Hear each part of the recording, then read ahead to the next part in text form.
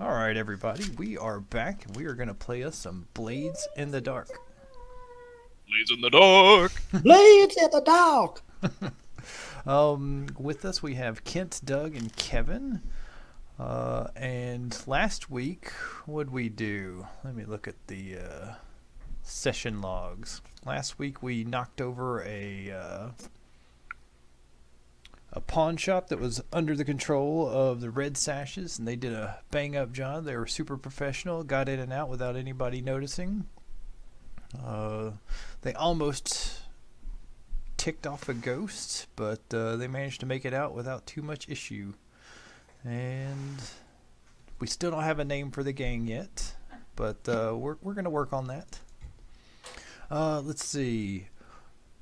Why don't we talk a little bit about our characters first? Let's talk about kind of the look and feel of everyone's characters. Who would like to go first? I will go first. Let me pull up my character sheet here. So my character's name is Noggs Clank Savoy. Clank is his handle.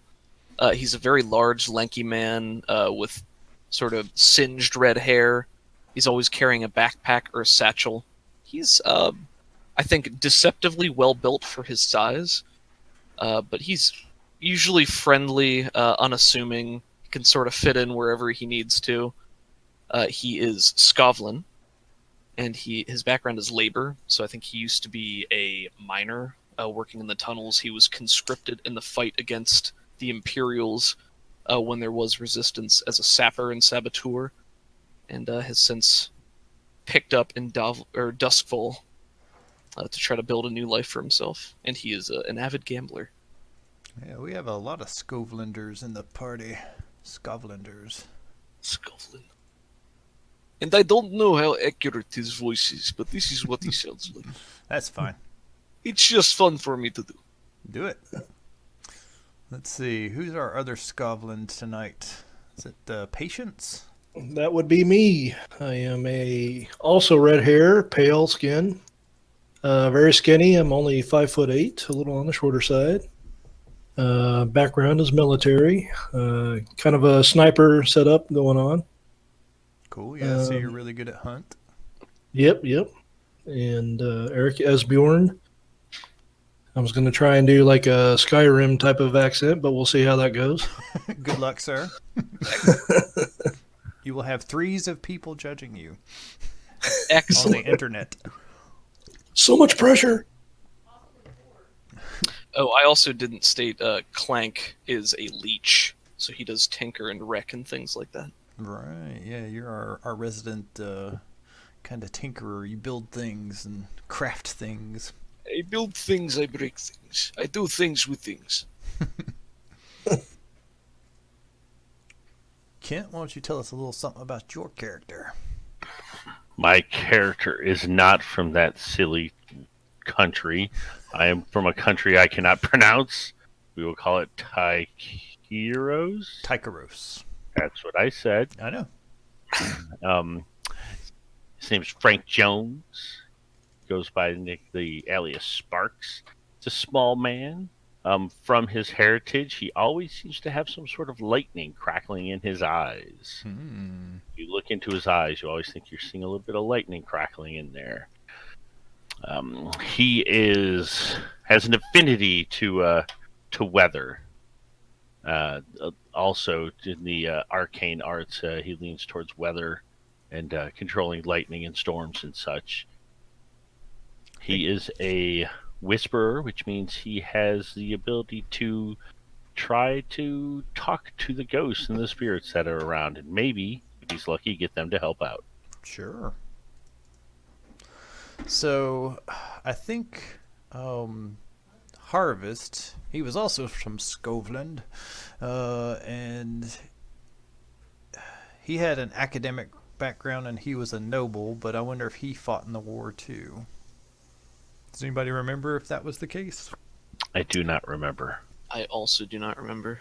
I don't know that it says on his sheet. But Patience, you definitely did, and Clank, you did. Is that how you two know each other? I think that could make sense. Sure. Assuming he was fighting on Scotland's side and not, for the Imperials. I was absolutely on Scotland's side, and we assassinated a nobility on their side. Maybe we saw, what's his name? Harvest. Maybe we saw him kind of walking around with the muckety mucks, the higher ups, while we were just in our regular barracks.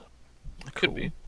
I like the idea that they were in a unit together of some sort, because if Patience was all about finding people and taking down targets, maybe Clank was his way in. He There could you go. breach defenses, or his support guy. Yeah. So one of the items that's in the Hounds arsenal is a fine pair of pistols, and I was wanting to get a little background on where you got those from, and you saying if you have an idea, let's go with that. But if not, I have an idea. Well, let's hear your idea. I was thinking that one of your assassination targets had them in the war, and they were officer pistols on the Imperial side. I love it. So my uncle, who fought in Vietnam as a SEAL before SEALs, often tells me of a story where he blew an entire ambush because he wanted to take something off of a captain from the other side. So he shot too early so he could get a couple rifles and blew the whole ambush. So it would be cool if you went that route. That sounds great. Let's do that. Probably suffered some sort of demerits or some sort of penalty for that. Sure. And I see that you have an assassin is your friend and a bounty hunter is your enemy. Yes. I'm wondering if after the war you've ever killed for money. I absolutely did. And that's where I met my friend, the assassin, Mr. Steiner. Okay. And together we worked together to go and take out targets. Sometimes the sniper teams, there's usually a spotter and another one that pulls the trigger. And I kind of picture that's what we did. When we killed this particular enemy noble of the Imperial, their family of the nobles was basically paid this bounty hunter to go and take us out. Oh, okay. So that's a legit enemy, more than just a rival. He wants to bring you in. Absolutely. He wants to get paid. All right, that's cool. Let's see. Let me see. What other questions did I have? So, how did this gang form? Like, we talked a little bit about that in the beginning, but I can't remember too much about it. How did you guys decide? You know what? We're tired of being oppressed and working for scraps in this Imperial city. Let's go the easy route and let's become thieves and let's start stealing stuff. I would like to throw in a vote for maybe Clank and Patience accumulated some gambling debts because they both have gambling as a vice. So because they both knew each other from the wartime days, it was like, hey, we're good at blowing stuff up and taking people out. Maybe we can do that, professionally. And we're in the, this imperial city, so they probably don't have any love lost with, higher up enforcement or authority figures of any kind. I love it. I would like to say that an unnamed female ghost, unbeknownst to the other people in my group, told me that I should come and help these guys out. Can I also piggyback on that for Sparks? Is one of Nogs's Clank's clever friends, his enemy is Veldrin, a psychonaut. And I believe, Ek, you had said a psychonaut is somebody who traffics with ghosts and spirits to some effect. Is that about right? Yeah, they like push the boundaries of their consciousness by delving into like psychedelic drugs and consorting with demons and staring into the abyss and all kinds of crazy weird stuff. Gotcha. So maybe he beat this guy in gambling one time and took a bunch of stuff that was either important to the psychonaut or his drugs or whatever channel he used to contact spirits, and either gave it away for like nothing or ruined it somehow, or maybe it was just a point of pride. But if he's been hounded by this guy who has knowledge of spirits and ghosts, then Clank probably would have been more than happy to accept somebody into the group who had some sort of knowledge about that or ability to help protect him from it. Oh yeah, having a dedicated whisperer is definitely something a lot of gangs aspire to. Yeah. So having So I one think this he's- early in the crew, I think it's good. But Sparks, so you feel like you're kind of an outsider to the main group, and you're coming in a little bit on the weird side. Sparks would feel like he's an outsider everywhere, unless he's with other Tychosians. Cool. It's these tall redheads all around you. Well, we all have that sort of demon heritage, right? Or Yeah, that's from Tycheros. Like people Yeah. from Tycheros are said to have some sort of demonic heritage. so Now, we're definitely off in left Oh, field okay, already. gotcha. So that's something that we would be aware of and Yeah. probably factor into how we view him and talk around him. absolutely, yeah. Any- Strange warlock.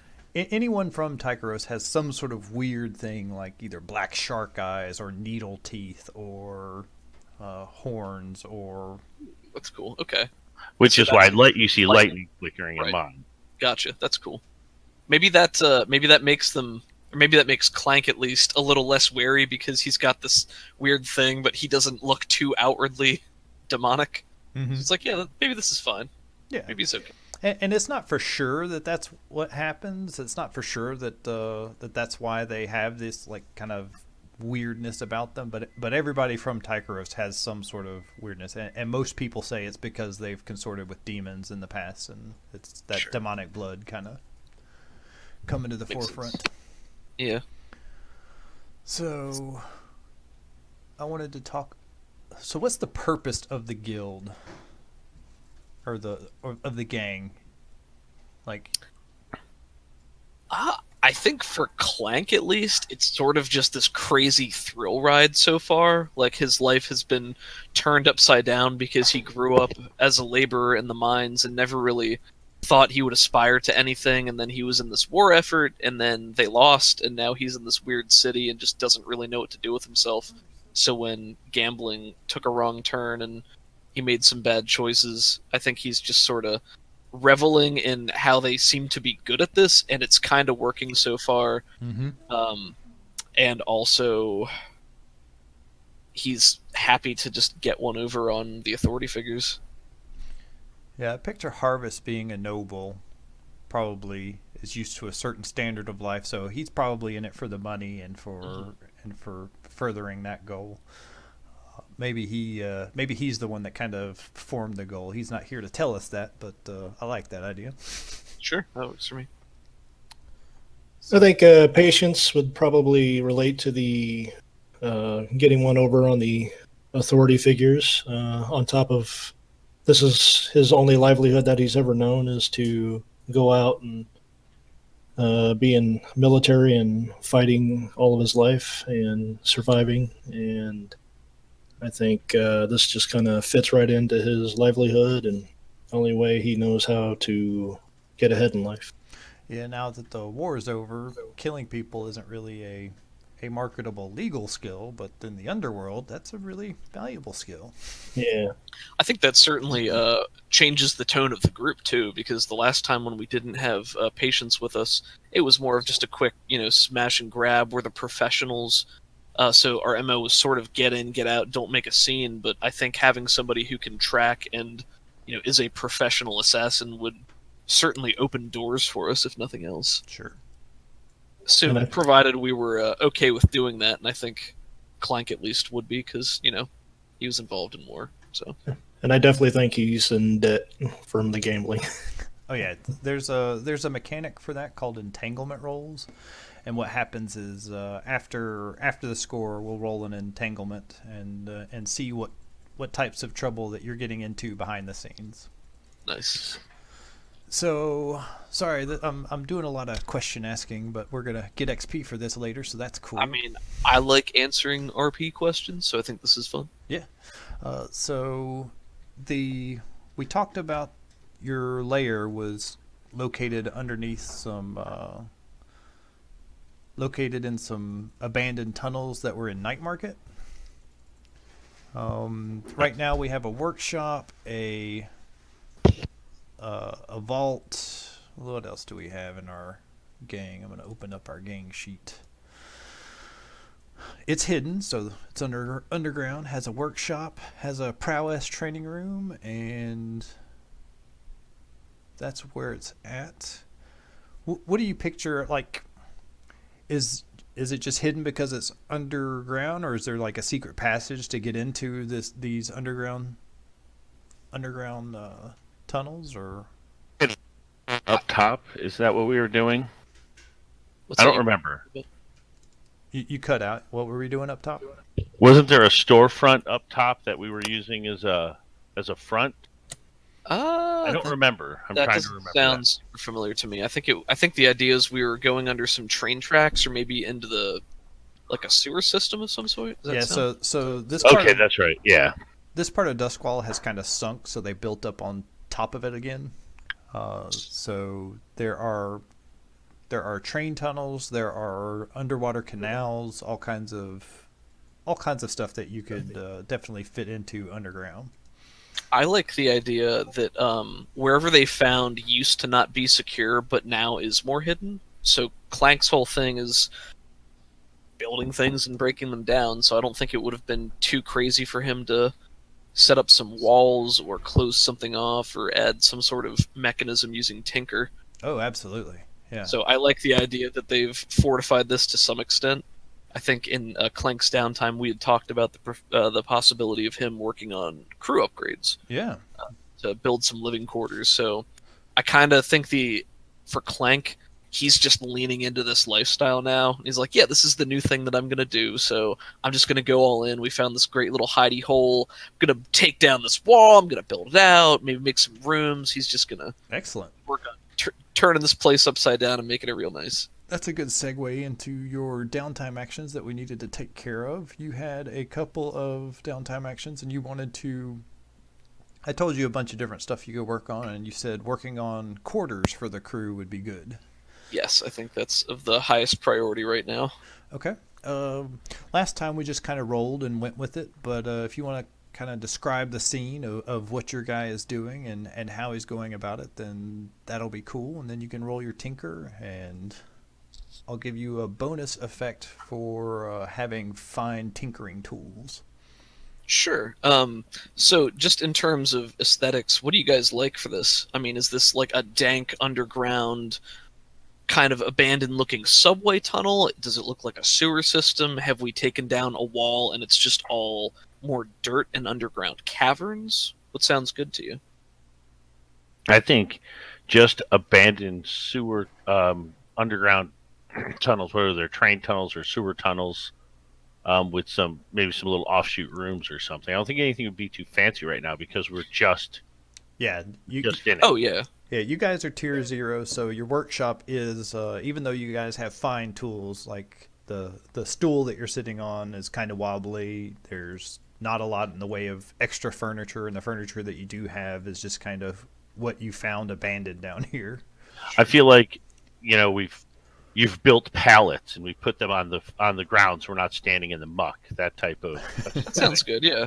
Well, that's what I'm thinking Yeah. for tier 0 and sort I of like this type of time period. I think sewers is probably appropriate. I know the trains, I think those are more elevated, so sewers seems more appropriate. It's also dank, gives us somewhere to grow from.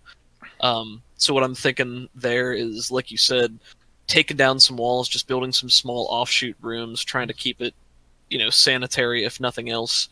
And the scene is probably just Clank using a sledgehammer and smashing things to pieces. Maybe there's a radio playing in the background with some classy sounding music. I don't know what they would have from their homeland, Scotland. What do you think that would be like? More Norse, like strings and pipes, or? It's probably Tibetan throat singing.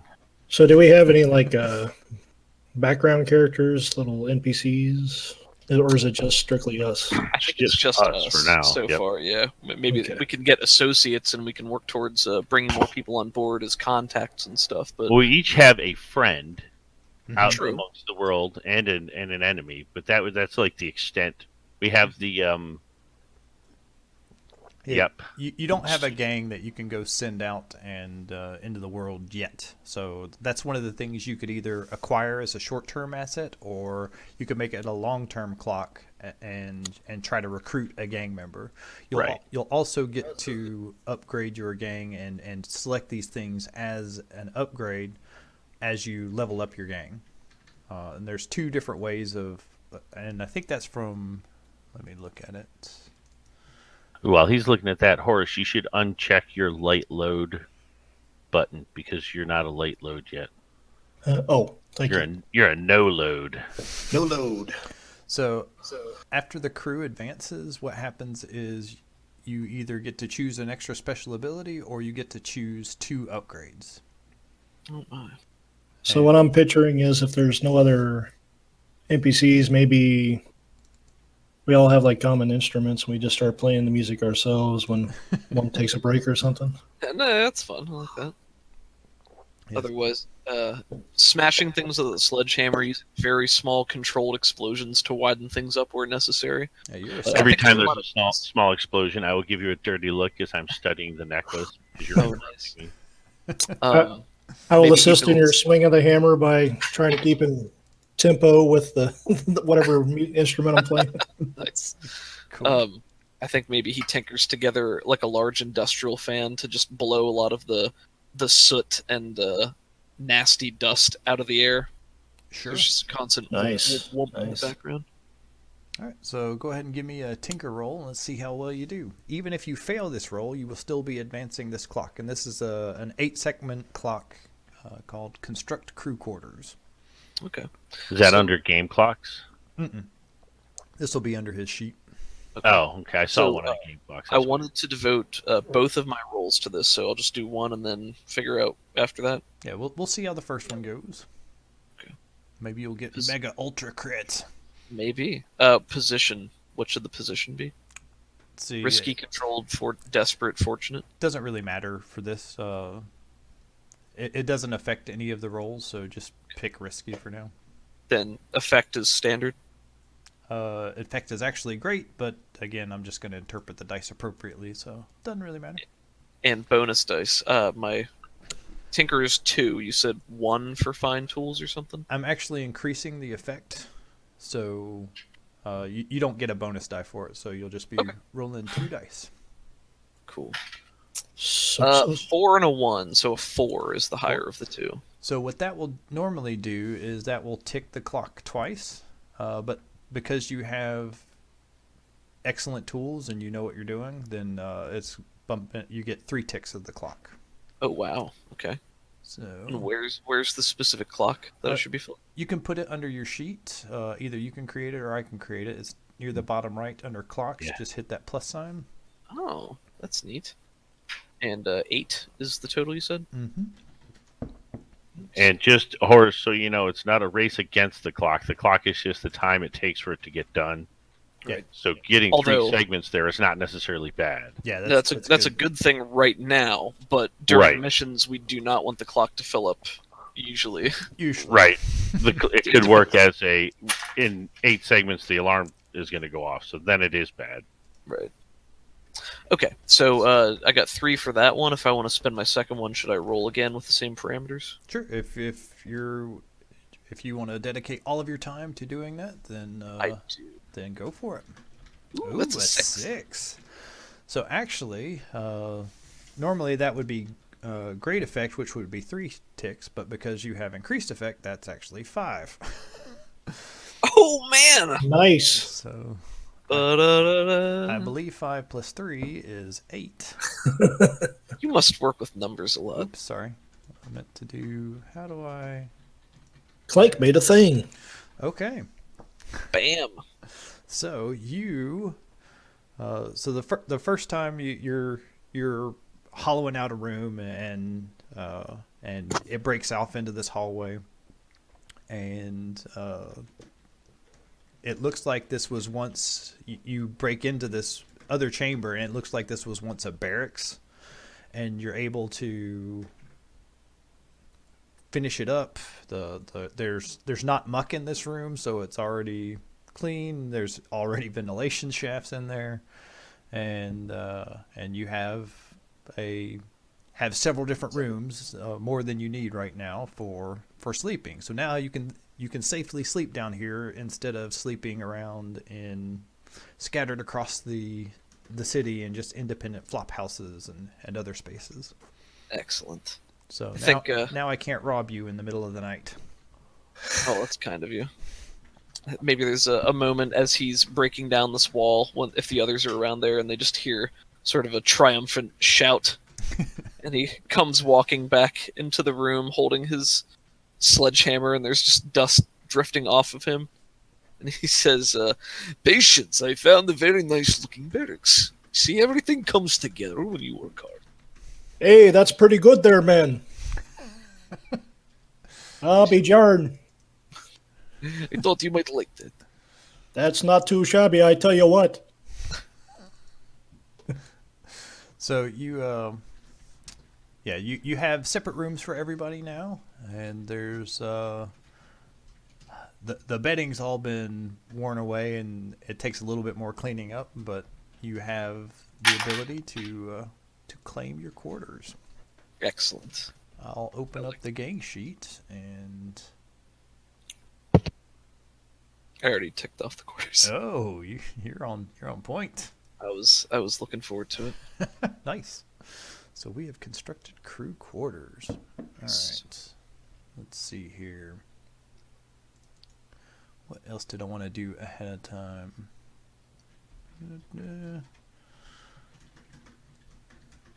That So worked out. the questions that I was going to ask you, Clank, you already answered. So Sparks, you have this relationship with Satara, and Satara is a demon. Do you know she's a demon? I think I do know she's a demon, yeah. Okay. And so your relationship is friendly. I don't think either one of you is in control of the other one. Like, I don't think you've bound this demon to your service. If so, I don't think she'd be your friend. I think she'd be something else. She's someone that I would go to often when I first got to the city for information and to acclimate myself to the surroundings. She was like a kindred spirit. I could relate to her better than the Norwegian guys. All right. So, has she ever asked you to do anything, or has she ever? Nothing major. A few instances of attuning to ask questions to a spirit that she couldn't get to talk to her. Okay. But nothing outlandish. Okay. Excellent. All right. I think that gives me what I need there. And what else do we have here? I think that was it for setup stuff. So last week we just kind of rolled some dice. It was getting a little bit late, and we just kind of hand waved away the entanglement roll, but I'd like to play through it a little bit. You've already handled it, so what happens is you catch wind that the blue coats are going to be knocking on the door of Amancio, and they're going to be squeezing him for some information concerning you. So the blue coats let you. I think you have a blue coat friend on somebody's sheet. I think that was Harvest's. So That was contact. yeah, maybe he let you know, or you just find out through the grapevine some way or another that the blue coats are going to be coming to talk to Amancio. And so you guys head out there. He resides in Night Market as well, but he doesn't live under the tunnels. He has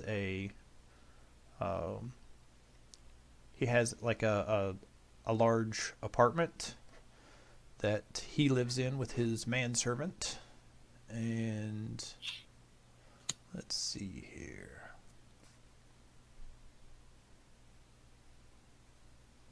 So the way you guys handled it last time was you paid them so that they wouldn't beat up Amancio. So, what was his name? Was it? Yeah, Amancio. Amancio, hey. Amancio. Hey, ciao bella. Amancio, the deal broker, yeah. Mamma mia, where's my specimen ball? All right, so you guys head over to intercept them, and you make it there right as the bluecoats are banging on the door.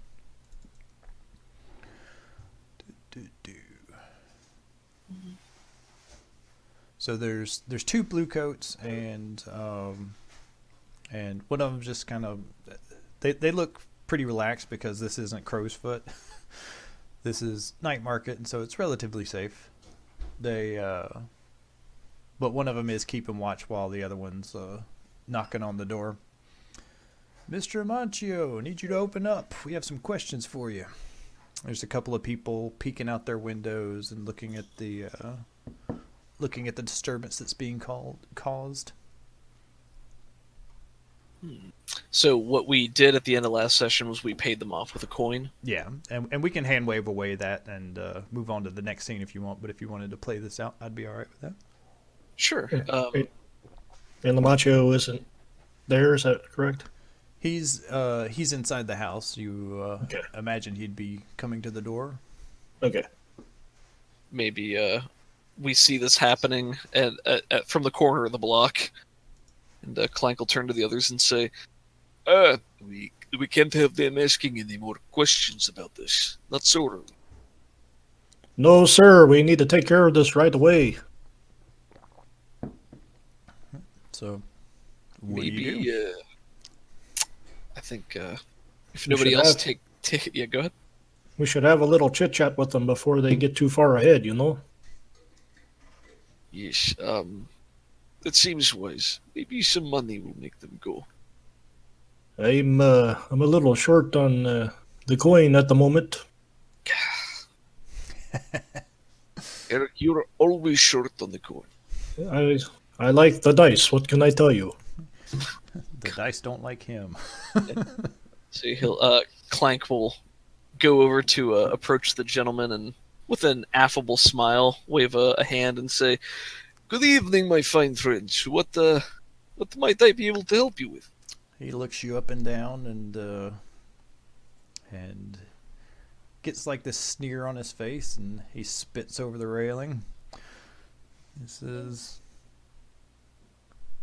"Nothing that concerns you. We're just going to ask this gentleman some questions." Oh, and the gentleman who lives here, he's a very busy man. I'm sure he would come if he could. Don't want to leave you here waiting for him all night. Why don't there's a wonderful pub only a couple of blocks away. Why don't you go buy yourselves a nice drink instead? Okay. And you've already paid this coin, so we don't mark it off the sheet this time. But you hand him like this bag of silver, and he's like, "That's definitely enough to get him and his friend to leave." But he does tell you to watch yourself, and they both keep eyes on you as they walk down the stairs past you.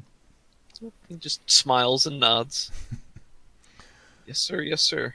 And they see the lightning crackling behind Spark's eyes, and they kind of deflate just a little bit, like their bravado shrinks down just a little bit, and they continue going. They've got their coins, so they're happy. I'll wink at them when they leave. And the wink electrocutes them.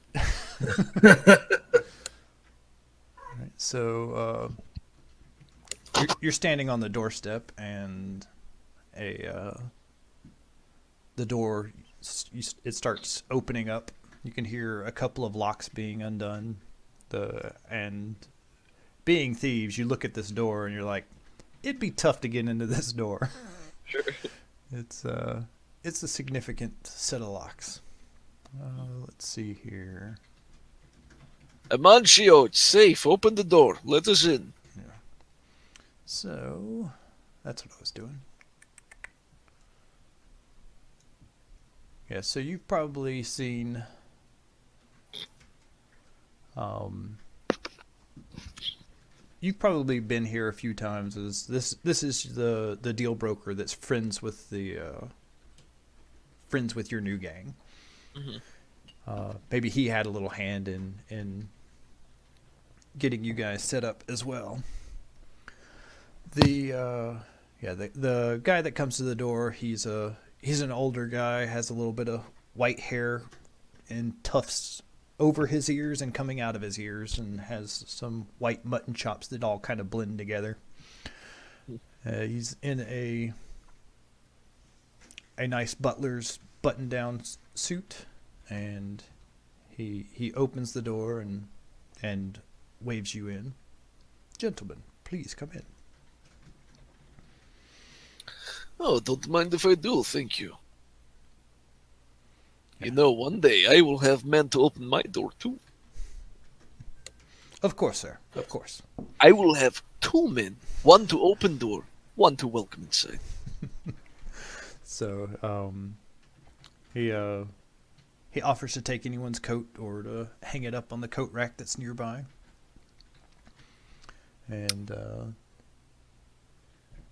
you think to yourself, it'd be great if Harvest was here. He really digs this kind of high life stuff.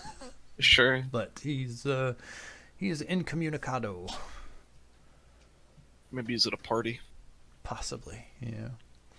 So he leads you into the Victorian receiving area.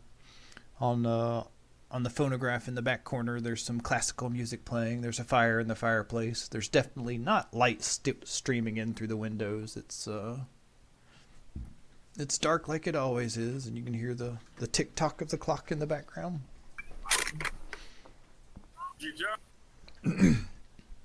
My gee, this is a nice place. Thank you. There's what's he look like? There's my session notes.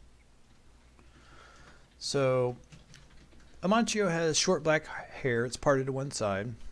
He has brown eyes, and he's wearing a coat that has kind of frilly lace, like a noble would have, around coming out of his collars, around the cuffs of his wrists. And you see the firelight glinting off his mirror black shining shoes from they've just been polished so neatly. You haven't seen that kind of luxury in a little while. He waves to his butler and says, "Go, make some tea for us." And Amancio welcomes you in and invites you to have a seat. I will go in and take the offered seat with a smile and a thank you. So, gentlemen, there's the Bluecoats were knocking on my door, and they don't do that very often. Do you have any idea what that's about?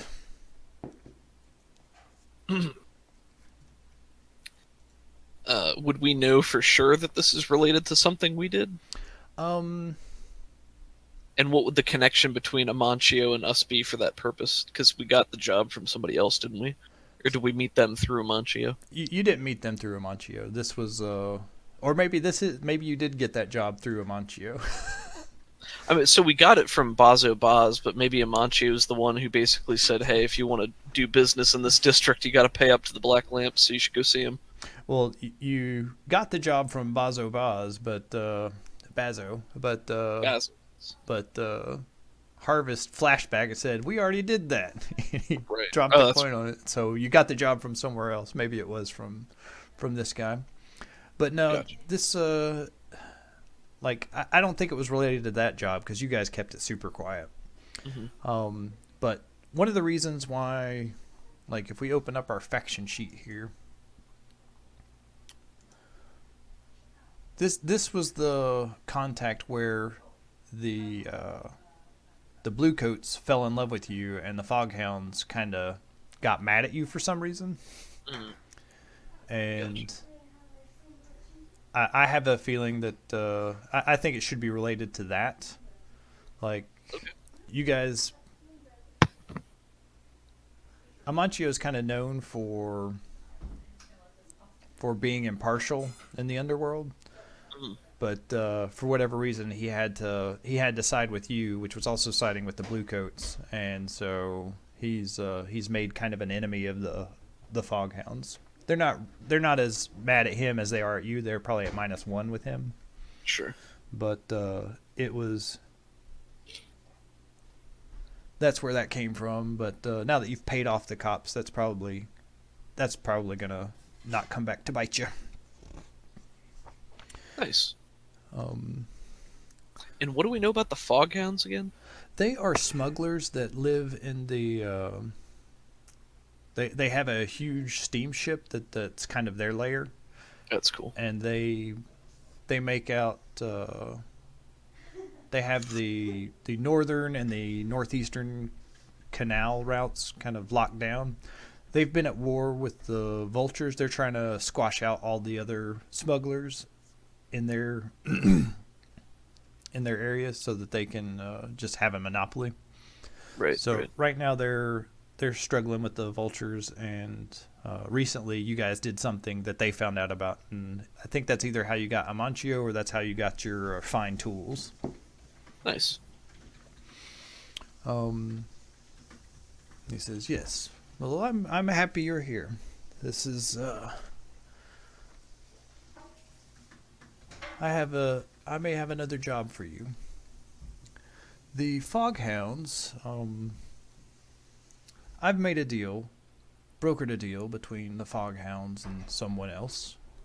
That's who's not important. They were smuggling in drugs for this deal to happen, but now I've already paid them. They have not delivered the drugs because they say it's what I owe them for siding with you, and that does not sit well with me." The butler comes in and he has this fancy silver tray with tea and a glass for each of you, and he starts pouring it. There's no sugar, but this is a very fancy drink as far as you're concerned, because most of the time you're either drinking grog or water that's probably a little bit suspect. My goodness, I've never seen such a cup. Yeah, it's a very dainty little teacup. Thank you. Do we actually drink out of these? He he smiles and laughs. "Yes, please enjoy." Well, thank you. I feel like I'm terrified I'm going to drop it. The tea's probably too hot to drink right away, so it's just kind of. And I go right in for a sip. Let's try anyway. Nice. But I succeed in drinking it, I think. At a cost. No, you're fine. Say it's a controlled situation. That's what you think. But the Foghounds have my clients' drugs, and I wish for you to go and retrieve them. This is something that I believe you are capable of doing. I think we can handle it. What do you boys think? I reckon so, yeah. Do we know where it is? Yes, it's in a warehouse in the docks. It's not a Foghound warehouse. It's just communal, but I know where the goods are being stored, and he draws out like or he probably already has like a map that's of this warehouse, and he shows you a couple of different entrances. There's the front doors down here on the south wall, and there's some canal tunnels that go underneath the building for loading stuff into the canals, and he marks an area on the map that's over.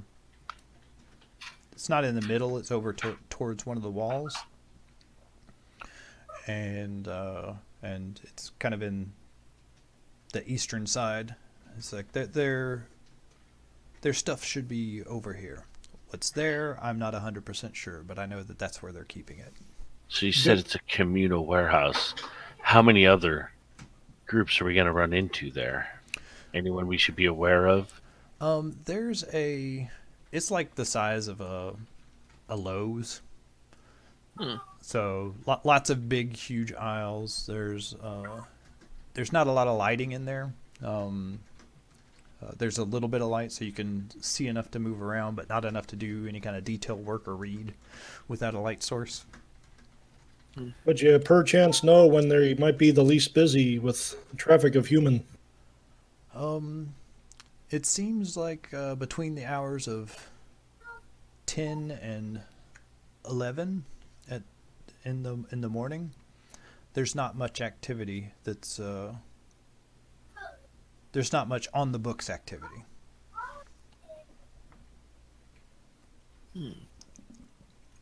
And what sort of a security presence? Guards, alarms, that sort of thing. How heavily guarded? He tells you like there are some guards and some workers that are out front that kind of check papers and make sure you're allowed to be there to go pick up stuff, and there's a manifest that gets checked off of why you're there and who's picking up what and things like that and who's dropping off what. And so there's a decent presence at the front.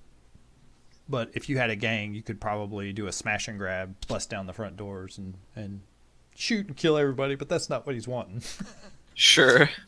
And should they know that it was you who sent us? Is this a message? It doesn't need to be. I'll just not do any more business with the Foghounds. But I want what's mine. Understood. Well, I suppose we can do some research on our end. How soon does this need to be done? Are they moving the property? I would suspect they'd be moving the. They probably don't want to leave drugs in the warehouse for too long. I know that they'll be there for the next couple of days. Very good.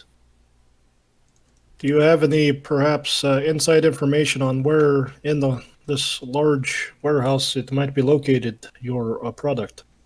Yeah, and he had showed you that earlier. Yeah, it's on the map. I Oh, think. sorry. You're good. Amancio. Amancio. Come on. Amancio. When the... Oh, never. All right. Cool. Is there anything else that you guys want to ask him before we move on to a different scene, or is there anything else we're missing? Can I keep the cup? No, I'm afraid not, sir. That's okay. It's a nice cup. We can buy our own cups after we do the job. And you guys would negotiate a price there, and he tells you that the stuff's worth about 6 coin, Ooh. and like that's what your cut of the profits is going to be. So if we pull everything off correctly, we would be getting 6. Mm-hmm. Oh, that's pretty generous Standard for score. what little I know. Yeah. And then technically one should get paid up to the Lamp Blacks, but whatever. That's between you and them. Well, we're on pretty good terms with them so far. Yep. I guess we can deal with that after we hit the score. I forgot to show you guys the Ethereal Herald for your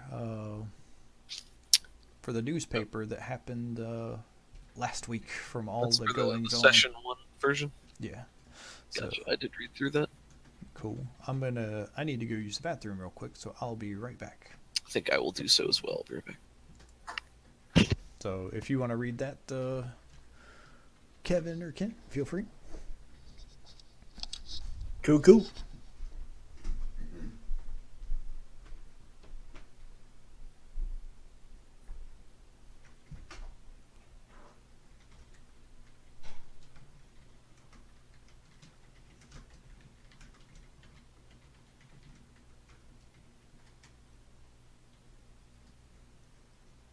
When the moon hits your eye like a big piece of pie, that's amore. Abaccio.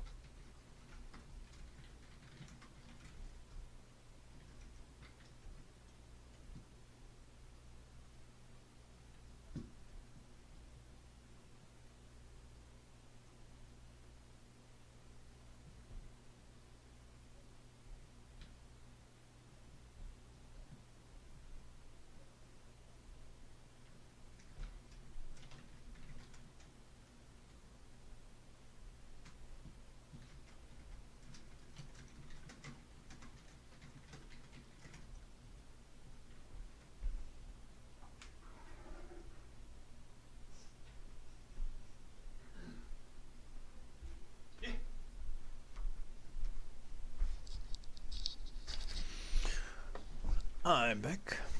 Welcome back. So did you happen to watch the videos from last time? I have not watched the rest of it just yet. I did watch a little more of it. Cool. Well, then the newspaper will tell you a few of the things and a few things that didn't happen there. Yes, sir. I'm reading that right now.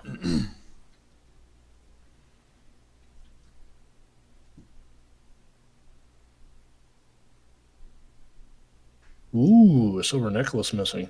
Mm-hmm. The group actually stole that, and Kent has been researching it. I am Nice. back. What did we Welcome back. steal? The necklace? Yeah. Well, it just appears that in the Ethereal Herald, there's a reward for a lost silver necklace. Yep. For 2 coin. But it seems like maybe we'd have a hard time convincing him to let go of it. Maybe so. Because every time he looked over at me with a dirty look while I was breaking down a wall, just clutching the pendant like a little golem in the corner. My precious. Tell me your secrets. It's going to be my new character voice. That was a pretty good one. Are you guys ready to go on the job now? I don't think I you'll be love able to that. maintain that. Yeah. Your throat's going to be so hurt. Sorry, I can't podcast today. I don't know. My current D&D character is a lizard folk druid who talks with a very raspy voice. Let us know when Yes. you're back, Kent. But how can he do that if he can't hear us now? That's true. It was a ploy. Haha. I'm happy I figured out how to minimize these sheets by double clicking on them. Oh, but it's then, so useful. it is, but then I always forget that I have that done, so I inevitably go to click on the sheet again, and then, it just, nothing happens, and it's on my desktop, and I'm like, why isn't this opening? What's the deal? So, I may or may not have sang while you guys were away. I was singing Matsamore to Allie as I was walking back from the bathroom, That's I'm exactly what I back. sang.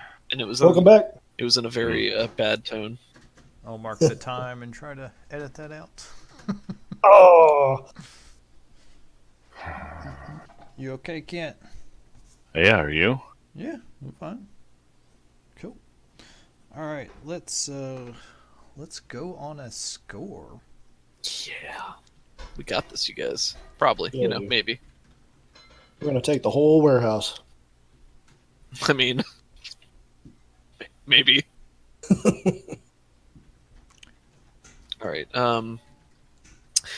So are we back? I guess we're back at our hideout. Maybe we're just in a planning phase where we discuss what we want to do to approach this. Mm-hmm. Yeah. Well, the biggest thing that I'm just going to talk about this out of my character voice for simplicity. The one thing he did tell us is that between 10 and 11 is the best time, and that the front has some amount of security as far as papers. Yeah, there's like there's some guards there that are just kind of there to make sure that they don't get knocked over and robbed. Mhm. And then there's some workers there that are basically manifest checkers to make sure, hey, are you supposed to be here? What are you picking up? What are you dropping off? Who are you? That sort of thing. And Sure. they have a schedule of what's supposed to be coming and going. And Okay. there's a underground canal, is that correct? That Mhm. we can sneak into? Yeah, and just pretty much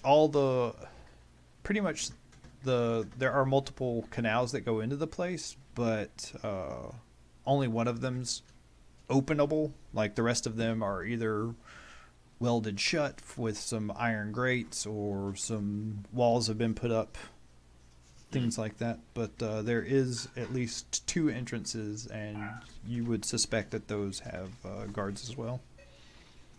I did not like the fact that this is a open warehouse. We could be walking into any other gangs.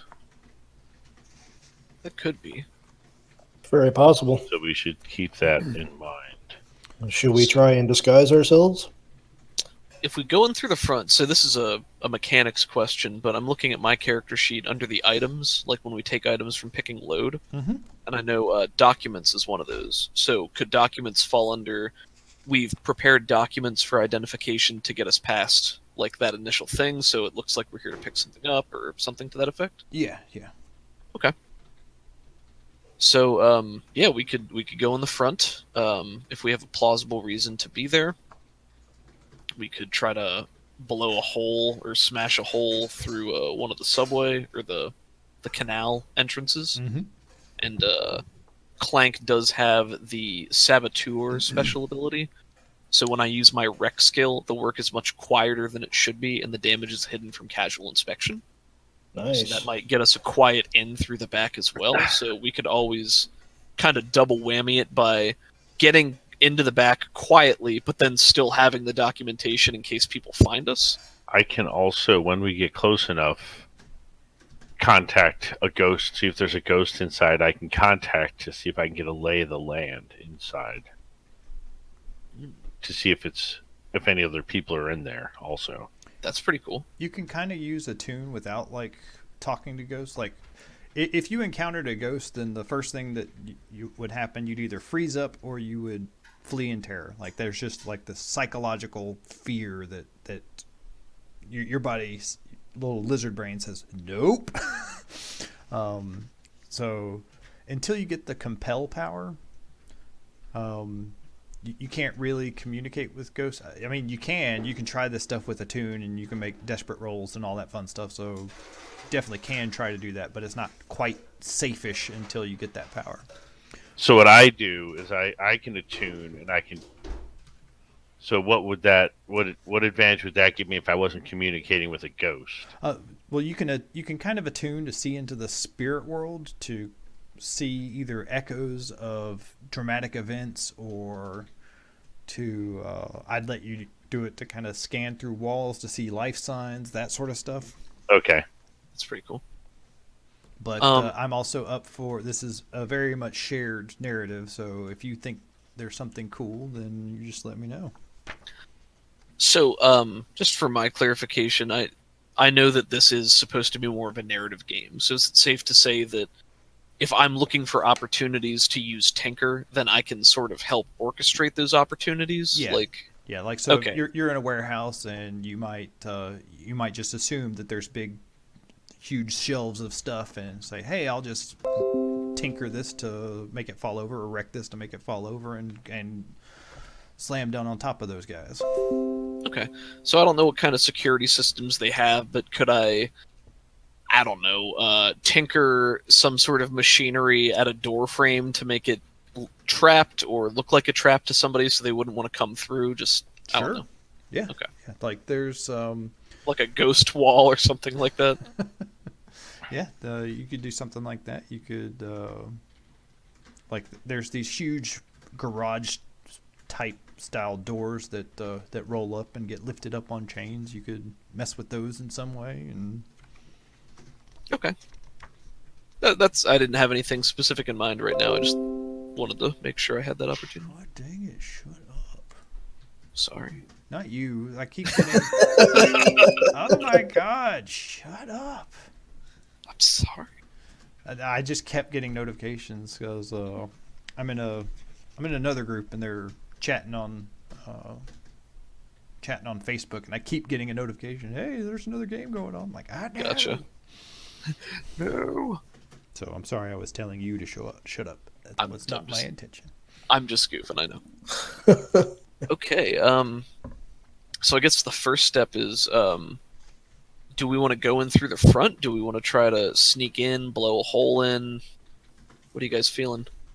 Well, I got the consort thing, so I could try to talk or help talk with whoever the guards happen to be. Because we're familiar with some of the gangs. Consort would be more like pre-planning for us, right? Like we try to talk to somebody on the inside to give us an advantage. Like talking to people in person would be more sway, wouldn't it?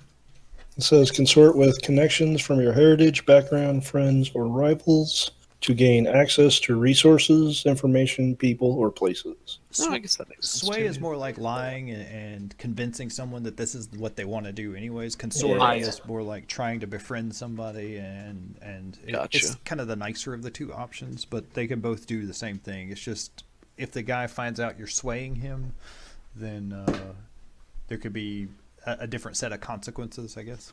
Sure. Okay. I could help Kent to attune. I have one thing in that. Interesting. So, pretty much what we just need to decide is the plan. So, I've heard a couple of different ideas for getting in. So, a deception, like, hey, we're here to pick up this stuff, and you go in and try to pick up that stuff, or not. Okay. Stealth, where you sneak in through some other way. I think that we did a stealth one last time, didn't we? You did. But Yes. it's perfectly acceptable to do that again. Okay. I don't think this is going to be an assault. I don't know that this is going to be a cult. No. It could be a social if we go with the consort option. If we try to get somebody to help us actually get an in to go in there. But that seems like it's probably still deception because the point is Yeah. we're there for reasons we're not supposed to be there. Mm-hmm. So what do you guys think? Deception or stealth? I like the documents idea. Okay. Deception? You good with that, Horse? Yeah, sounds good. Cool. Okay. All right. Well, one of the things I think we can do a couple of rolls just to do some investigation, and one of the things I think you would probably need is a some sort of wagon or something, because you don't just walk up on foot and say, "Hey, we're here to pick up stuff." Okay. The other thing that you could do is instead of trying to acquire that asset, you could figure up a different reason, like maybe you're auditors or you're there to inspect different things. Okay. So if you want to acquire that asset, then we'll have to spend an extra coin for an extra downtime activity. Right. And that's something that we could have tried to do as just a normal downtime activity. But I read a little bit of the rules today, so if you go over your normal downtime stuff, you can either spend a coin or lose one rep. I think is that it? Yeah, and at this point, I would not lose one rep. Yeah. We have a couple of coins. Okay, so that's an option. But if you wanted to actually follow through with your deception, go in and pick up the stuff, then you would probably need a wagon. Okay. Well, I'm okay with that idea. If you guys Could we flash back and say that we asked Lamaccio to get us a wagon for his goods I think to we deliver? could. I think we could probably. Yeah, I think we can get by without spending the coin. But instead, we'd be spending some stress. So, if you'd like to spend the stress and get Amancio to provide the wagon, then that's fine. Sure. I think stress is a pretty cool resource. It's just so like a cool. catch-all.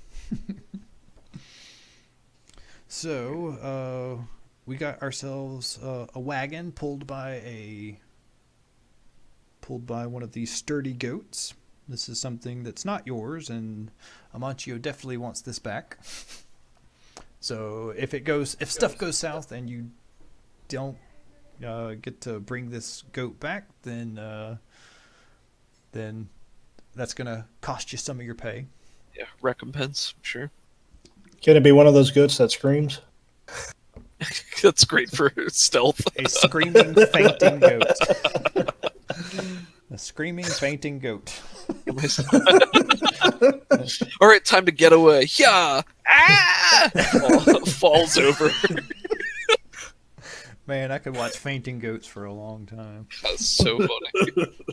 The worst getaway animal. Be good though if they were really, really fast, so then you're just rolling the dice. We'll either certainly make it or absolutely not make it.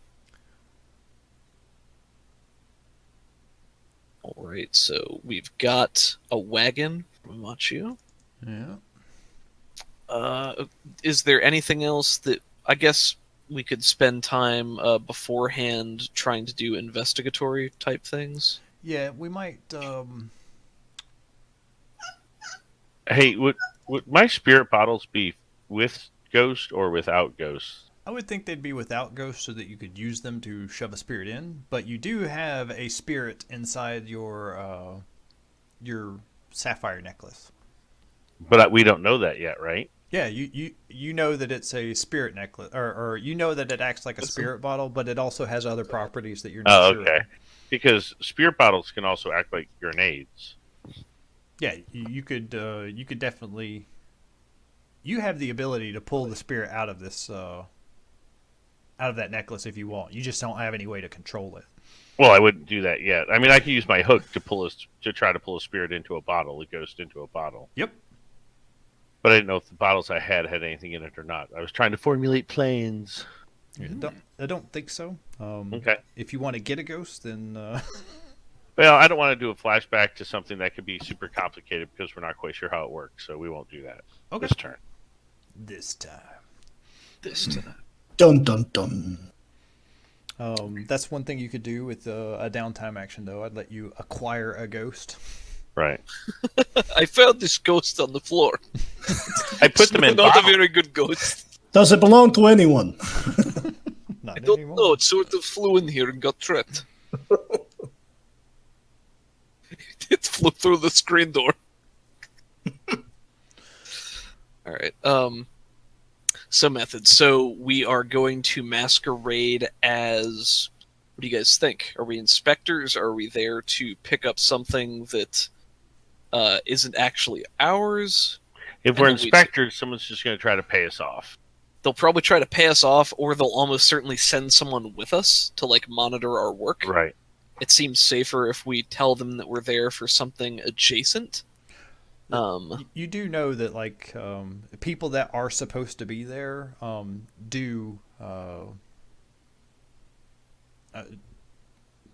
have an escort with them. Like there's usually a guy that walks back with them because otherwise they just go, "Yes, I'm here to pick up my stuff," and then they pick up someone else's stuff. Right. So it sounds like regardless of what we do, we're gonna have some sort of escort if we walk in the front. Mhm. And it probably isn't permissible to try to masquerade as bluecoats because of their ridiculous status and how hard it would be to get those sort of resources. Yeah, you would. It'd be tough. Yeah, it's like a tier 4 or 5 thing. I think they're only tier 3 actually, but Tier still. 3. Even so. Okay. Do the Foghounds have some sort of uniform or outfit that they normally wear? They're sailors by trade. They were transport captains, transporting goods from different places. But when the railroads came online, they kind of fell out of service. So again, this is one of one of the gangs where their job became obsolete. So now they're taking up a life of crime, smuggling stuff into and out of the city. So, would we be able to maybe... All we know right now is that the goods are in this warehouse. We don't know what their plan is for them or who they're actually being sold to. Mm-mm. Would we be able to do some sort of research rolls to... Or maybe using Consort to talk with people and figure out who it's meant for and then use documents pertaining to those people? Like, so we're actually going in for the items we want. They just think we're somebody else? Sure. Yeah, that's something you can do. Let's see here. The only issue with it is like you guys have pissed off the Foghounds, so you're probably not going to be getting the information from them. So you'd probably have to consort with the workers, like the warehouse workers or something. Right. So if you wanted to do that, feel free. Yeah. Well, I'll open up to the other guys. I don't know if you guys have any specific thoughts as far as that's concerned, but I think maybe we should do like a joint effort and all of us just start asking workers at the same time. maybe we can tie our vice into that. Maybe we go to a gambling parlor. Yeah, there you Can go. we find out if they go gamble somewhere and then maybe try to orchestrate a situation where we meet them at a table and make friends with them or something? That's a great idea. Absolutely. So if this is a team action, then you can, as many of you can roll as you want, and then we'll take the highest. But if there's any failures, then the person who's leading the action will be getting some stress out of the deal. Okay, I'll front the action. That's fine. Okay, so you are. I only have 3 stress. So you are leading the action. Okay, and this would be consort. Well, it's we're trying to make these people aren't already our friends. So Man, Mondays, am I right? I guess it would be a sway if we're doing charm, logic, deception, disguise, or bluff to manipulate or seduce them. I can see it going either way. I can see you trying to make friends and say, hey, we want to get a contact on the inside, and you're trying to consort with them. That's kind of what the way I was leaning. Yeah, I think this is more friendliness rather than complete subterfuge, because Right. I could always use more friends at this stage. Okay. Okay, so consort. So how do you want us to do this? Are we going to roleplay something first? Do you want us to make a roll and then roleplay it out later? All right, well, I'll set up the scene for you. So you guys found some sort of card game or something that's going on. It's not high stakes. There's probably some dog fights in the back, and it's probably in one of the abandoned warehouses where this is being held. This is kind of near to where the docks are, the warehouse that you're wanting to infiltrate. So there's smoke in the room from everybody smoking different things, and you can hear in the distance there's the bellow of one of the Leviathan hunting ships as it's leaving port. It's this huge foghorn, and also in the distance you can just hear like dock worker shanties and working tunes, and the lapping of the water from the bay splashing against the docks.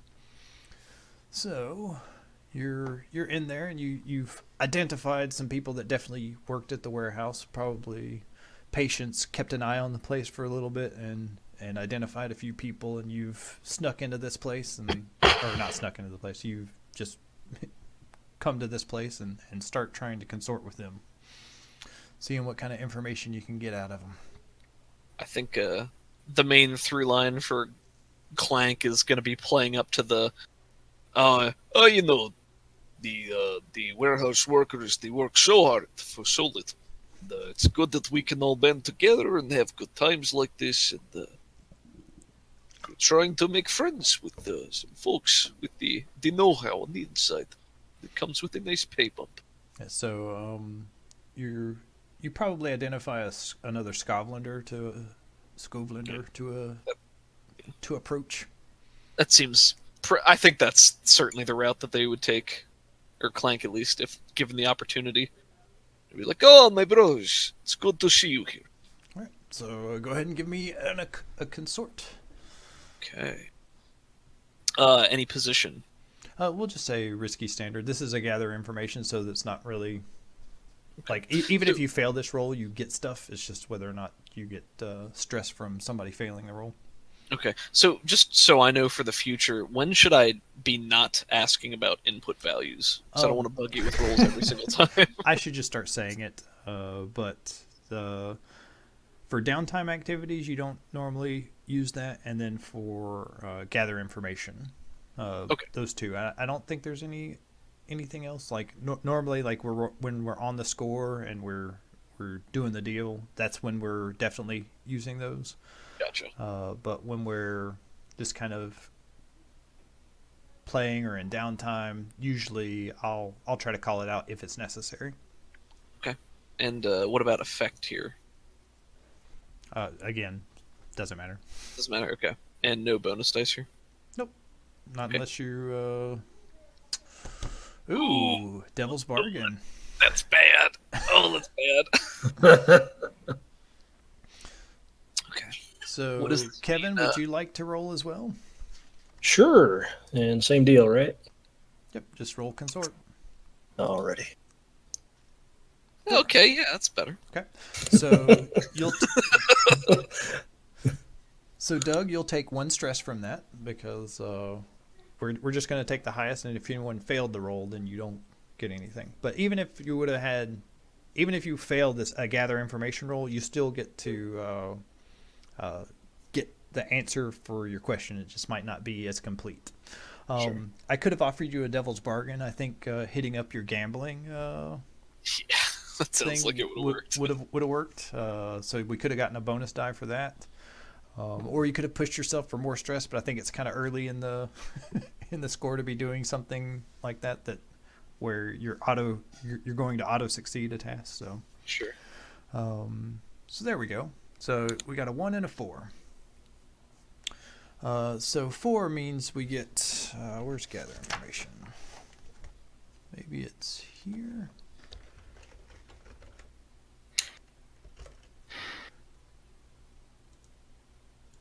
No. Daggers. Let me look it up in the book. Cool. Clank, my friend, you look a little stressed. It's okay. We'll get the money back. We always do, right? Hard work will be worth it in the end, I think. Absolutely. Page 34, Page 34. Thank you, Kent. I believe. Let me look. Oh, hold it. No, that's not it. I lied to you. Page 36. There we go. All right, so sorry, I'm still learning these rules. Sure, man. It's all good. I'm having fun.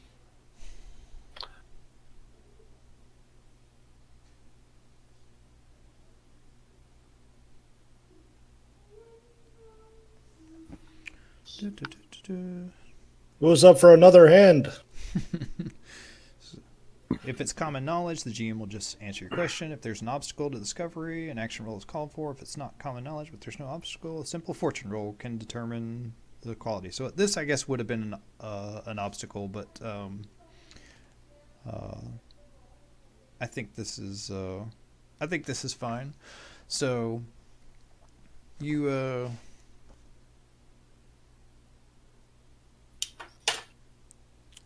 this Scovlander, you guys are playing with him, and just playing cards, hearing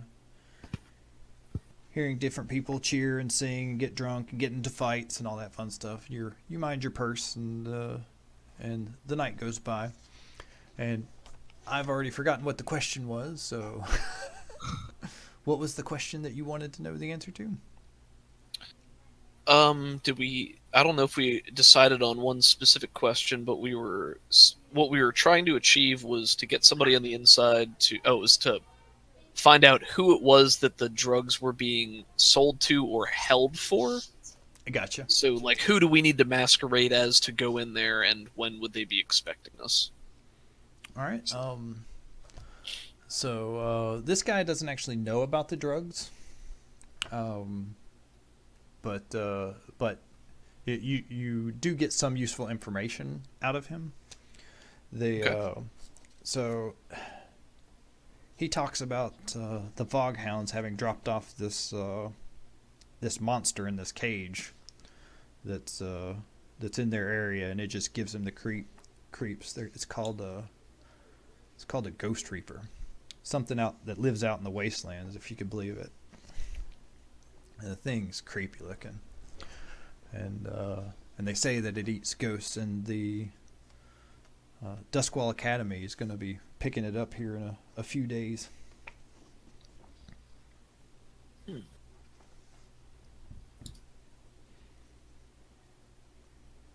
Duskwall Academy. Yeah, so some bigwig muckety muck is some scientist is going to be studying it and doing some weird stuff with it. I don't know. It's above my pay grade. Say, so this ghost reaper, you've seen it, or does it make noise? When it's awake, it's weird. It's most of the time it's just sleeping. But I heard him feed it once, and it was he shudders. Yeah, it looks like just looks like a lump of ground, a lump of earth. I've seen pictures of the outside world, and it looks like if it was laying on the ground, you wouldn't be able to tell it from a small pile of dirt. Let's see. And he starts talking about the beast and how it has like 2 bulbous eyes on the top of its head, and he's a little bit drunk, so you're getting the feeling that this like it's getting a little bit exaggerated, but it's still something weird and creepy. Sure. But they're supposed to be picking it up tomorrow night, so. And the way that he's saying this to us, it sounds like it's in the same place as what we're looking for? Mhm. Or Yeah. Okay. Let's see. What else would we want to ask this guy? So it sounds like our best bet would be to masquerade as the Duskfall Academy people. If one of us can be a professor. Yeah, with that information, you can get the information and better get your paperwork in order. Sure. Okay. And you're pretty sure that that's gonna get you through the front door. Gotcha. Well, I will say, well, thank you for your time, friend. I hope you don't need to deal with that beast yourself. It's like, no, they don't pay me enough. Too right, they don't. He raises a glass to you and takes a swig of his beer. Smiles and nods back to him. Looks over to Patience, quirks an eyebrow, like, are we good here? Do we need anything else? What? We're going already? I got a hot streak going on. Come on, man. They didn't say we had to go. The night is young. This is the big winnings. I can feel it. You felt it before. I've heard. Let me hold your purse. We might not even have to go Man. on a score. Yeah. Yeah, right? That'd be crazy. So, Riverboat gamblers got to make up with the Foghounds. so Sparks, always being the outsider, wasn't even included in their conversations because he meandered off when they went in. Okay. Was looking for the other. He spotted when they were casing the warehouse. One other person from Tycho. I'm going to abbreviate that every time. Sure. Tycho RC. So he wants to approach that guy under the guise of, my employer is looking to store stuff in the warehouse, but he wants to make sure that there's enough security. Is there anything I'm trying to get information if they have any of the ghost sentinels or any of the more arcane security in the building. Okay. So I'm trying to do a little play with this guy. Okay. So, do you think this would be a consort roll? Probably a consort because we're brothers. We're from the same homeland, and we're all outsiders. 2 brothers. One mission. Cool. All right. Yeah, he answers your question, and you go ahead and make your consort roll, and I'll tell you what he tells you. For as far as the gambling goes, you guys kind of break even. There was nothing. Woohoo! That's a win. Okay.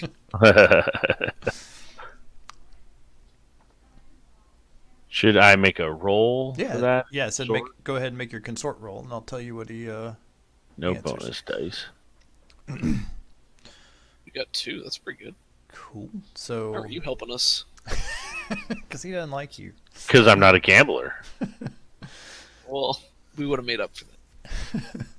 So you got a 3, and that's normally a failure, but this is a. This is just Can't a, I? Like, isn't there a way to make that add +1 by spending a stress or something? You can spend 2 stress to push yourself to get greater effect. Yep, that's what I'll do. Okay. Well, let me There's tell you what he answers with first, and Hold then on. you tell me. Let me whether- hear what he answers with first. Can I get a rule clarification real quick? Mhm. So if you increase the effect, does that mean that if we would have gotten like a 4 or a 5 and it was one of those mixed successes that we could take a stress to upgrade it from like a 4 to a 6? Mhm. Okay, gotcha. So it's a 1 stage, not 1 point. Right. Gotcha. Okay, cool. Thank you. Cool. So, So this guy has little patches of scales on his face and on the backs of his hands. And he looks at you, and he sees the lightning in your eyes, and he nods, and he says, "The security's pretty good. It's under Foghound protection, but there's nothing in the way of arcane wards or anything like that. But the Foghounds do a pretty good job. The back is usually guarded by a if there's something big going down, it's almost always the Houndmaster that has his dogs back there. But no, the security is fine there. But we haven't had need for arcane securities. But he starts steering the conversation into like more business for this supposed master that you have. But that's So kind of the I'm probably information. going to push it to see if I can get more information from him. But I'm going to mention, because of the way he looks, that he owes an affinity to Yog Sothoth, Sothoth. Okay. Invoking a dark god's name here. Yes, he's a great old one. Mm-hmm. This is And, open doors in the past. Thank you for noticing.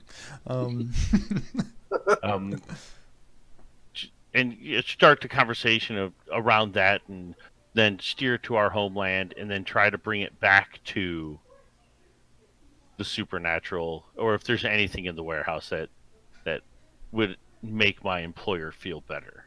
So I'm trying to knock him off guard a little bit by mentioning maybe that I recognize who he's affiliated with, and then bring it back around.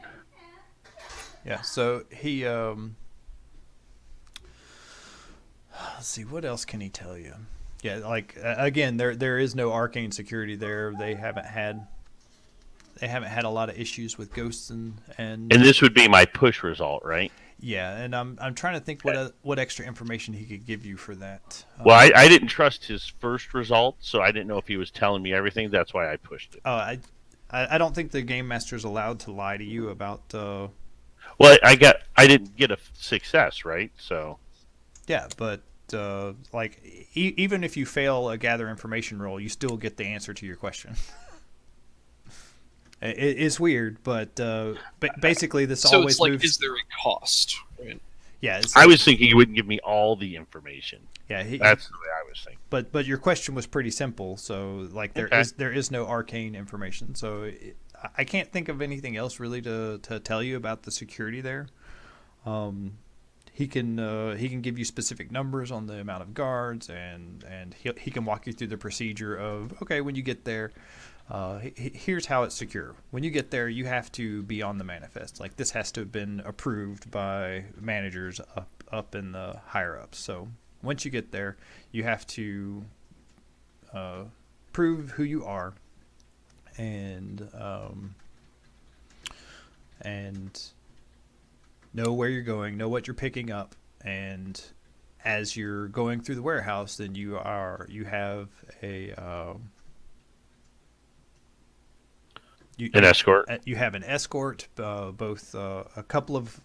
Usually a couple of guards will go with you, plus one of the warehouse workers, so that they can help load things. And there's just workers that are around that are helping load crates into wagons and the like. Uh-oh, did I crash? No. Yep. Oh, that was a weird, quick, abrupt end. I thought Sorry. I crashed. Yeah, sorry. I was like, I hope I didn't disconnect. All right. Well, I think I got everything. I'll on my way out, I'll give him one of those little snap finger point things, and it'll be a little crackle of tempest electricity around my hand when I do it. I think you mean a finger gun? Nope, snap pointy thing. No See- finger guns. Well, snap pointy is like a finger Nope. gun with an No extra finger gun, snap pointy. It's like you cocked and fired your finger gun. Let the record show it was a snap finger pointing. Never. Finger gun. Oh, I didn't get that guy's name. Crap. That's okay. I didn't give him one. Okay. use him again later. I was going to put him on my friends list. Well, give him a name. Nope, it's too late. Now we left. Horatio. His name is Horace. Cool. Was there any other information you wanted to gather on this before jumping into the score? Well, I will share my information that I gathered, which is way more valuable than they gathered. Yeah, so we'll pool information so we're all on the same page. So everything consolidated, we found out that Foghounds dropped off a monster in a cage that seems to be in the same area as what we're looking for. It's called a Ghost Reaper. It eats ghosts. It looks like a mound of dirt with two bulbous eyes. And Duskfall Academy is going to be picking it up. There is a Houndmaster for security, although security is light. There is no arcane security. We should be on the manifest when we arrive. We're going to have an escort of guards and perhaps workers, and there are workers moving around. So doing anything out of the ordinary is probably going to get attention, and this should be as seamless as possible. So if you want, you can either try to pose as the academy owner or as the academy guy that's coming here to pick up the monster, or Amancio could have put some stuff in here that you're going to pick up, and then while you're in there, go pick up some other stuff. Sure. So we're not necessarily after the monster We're not at all. that will eat us. Yeah, we're not. We don't want the monster for any reason. So if we take this thing out with us, we either need somewhere to put it, or we're just gonna let it sit there. Or we just might casually unlock the lock and, Or we could always see come what up with a happens. reason why we can't take it with us. Like, oh, this isn't the monster we thought it was. This is the wrong monster. We're leaving. This is not the monster I ordered. I feel like the monster could be a good distraction if we're getting in trouble. I see what you're saying. You're saying I should wreck the cage on the way out. If we get in trouble and we need to get out, a It's not a free bad idea. Ghost Reaper, the hottest of all the Reapers, by the way, the Ghost Reaper, getting him out and causing some havoc could cover our escape. Well, we're going to be 100% successful, so I don't Obviously, so that won't happen. Yeah, we don't have to worry plan about for failure. I mean, we do have this new guy with us, this Patience. I don't know. I'm just happy to be working for you guys. Well, I mean, I feel like he might have been involved all along and just wasn't here for the last. I mean, Oh no, he's brand new. We just found him on the street yesterday. well, I mean, I know him, as Oh. we've established. Well, that's how we found him then. Yep. I found him on A Street. Hey, Patience? know Hey, where he man, how you lives. doing? it's that guy. So Okay. the academy guy's name was Phineas Claremont. Phineas Claremont. That's a good name. Let's see. Phineas Claremont. It's funny, I used to live in a city called Claremont, so that's relevant to me. And he had a cat named Phineas? No. Oh. Okay, so do you guys want to pose as these Academy guys, or do you want us Do to we be put have on the the man? duds to look like them? I don't think so. Or the mannerisms? I definitely don't, but I have 1 point in sway. Yeah, I think we ought to be going to pick up something else. Okay, like, so we could be like the bodyguard to Clank being the. I'm pretty sure that my new best friend Horace is from the bar let me know that they had received many shipments of exotic mushrooms. I'm so confused right now. So perhaps we're going to pick up those exotic mushrooms. You can pick up whatever you want, Exotic mushrooms. okay, it's exotic mushrooms. exotic mushrooms. I'm hungry. And that's your first instinct is when you're hungry, you're like, I could really go for some exotic mushrooms. You know what I need? Fungus. The fungus feast. Let's see here. It's part of my new vegan lifestyle. You could probably pull off a weird academic type that was here to pick up a monster, Sparks. But you guys do you. And if you're wanting to pick up something else that's kind of near in that area, that's fine. I don't know. What do you guys think? We could try to be all hoity-toity. It's going to change the tone just a little bit, right? So if we're the academic guys going in there, we're going to have to grab the monster and leave with the monster. Correct. Or we're going to have to come up with a reason why we can't take it. If we're there to see something else, then we're going to have to come up with a reason why we're in that area or make a distraction or something like that. So, regardless of what monster happens, like this worth? I think it might be easier for us, seeing as we already have a guard presence, to go there as the academics, so we're actually in the right place. And then it might just need to be some sleight of hand. Yeah, then Patience can go with his rifle out and about. Yeah. So I think while we're planning, I'm going to take a quick trip to see my demon girlfriend. Okay. She's your girlfriend? No. Okay. I just thought, and ask her what she knows about these ghost reapers. Okay. And if there's a market for them. That's smart. All right. That's very smart. Yeah. So can I know we asked the slowest time. When is the busiest time? Because that might better suit us in this particular. Because if the guards are like super busy, they're not going to be able to focus just on us. If there's like a line of people walking outside. Let's see here. The rest of the times, it kind of fluctuates. Sometimes it's busy, sometimes it's not. It's just there's never like the hours from 10 to 11 are always just people aren't allowed to go there. There's nothing on the books then. So that's a lot of that's kind of reserved for Foghounds, I guess. For them to sneak in and out of the warehouse. So if we're doing this approach, we should probably go the legit approach, right? We go during normal working hours. Right. Yeah. I mean, I think 10 to 11 a.m. is still normal working hours. That's just when it happens to be the slowest, so there's less Right. people there. Mm-hmm. I'm thinking we should go when it's busier, and that way they're going to have a little bit of more distraction on their hands. It could be, but there's also the higher chance that somebody would be there who maybe they're actually supposed to show up then, or something like that. It's true. I'll go with group decision. I don't have a need to go one way or another. I'll let you guys talk about this. I'm drinking too much water. I'll be right back.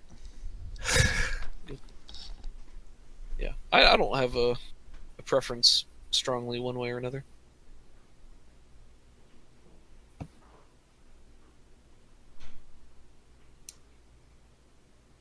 How is Sparks's sway? A little to the left and the right when he walks. Not too much, though. On a scale of 0 to 4 points.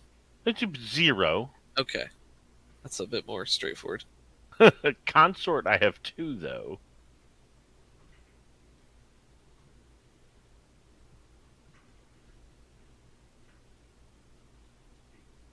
We could always, when we're loading the boxes in the wagon, once we're inside, we could always just change our uniforms and outfits behind some other boxes or whatever. Well, we'll have somebody with us. Yeah, they're going to be. Oh, that's right. Yeah. Yeah, that's the biggest Plus, we're problem. going to change his outfit, too. Right. If we go in the front, they're going to. We like to do this. We're weird. Can you change clothes with us? You're not allowed to ask me about my fetishes. Okay. All right, so I'm just looking at my equipment list right now. I feel like we maybe should go in all light, or maybe Patience can be medium if he needs to have like weaponry with him. If he's posing as a guard, I think that makes sense. I always give the light. If I go have light- subterfuge supplies.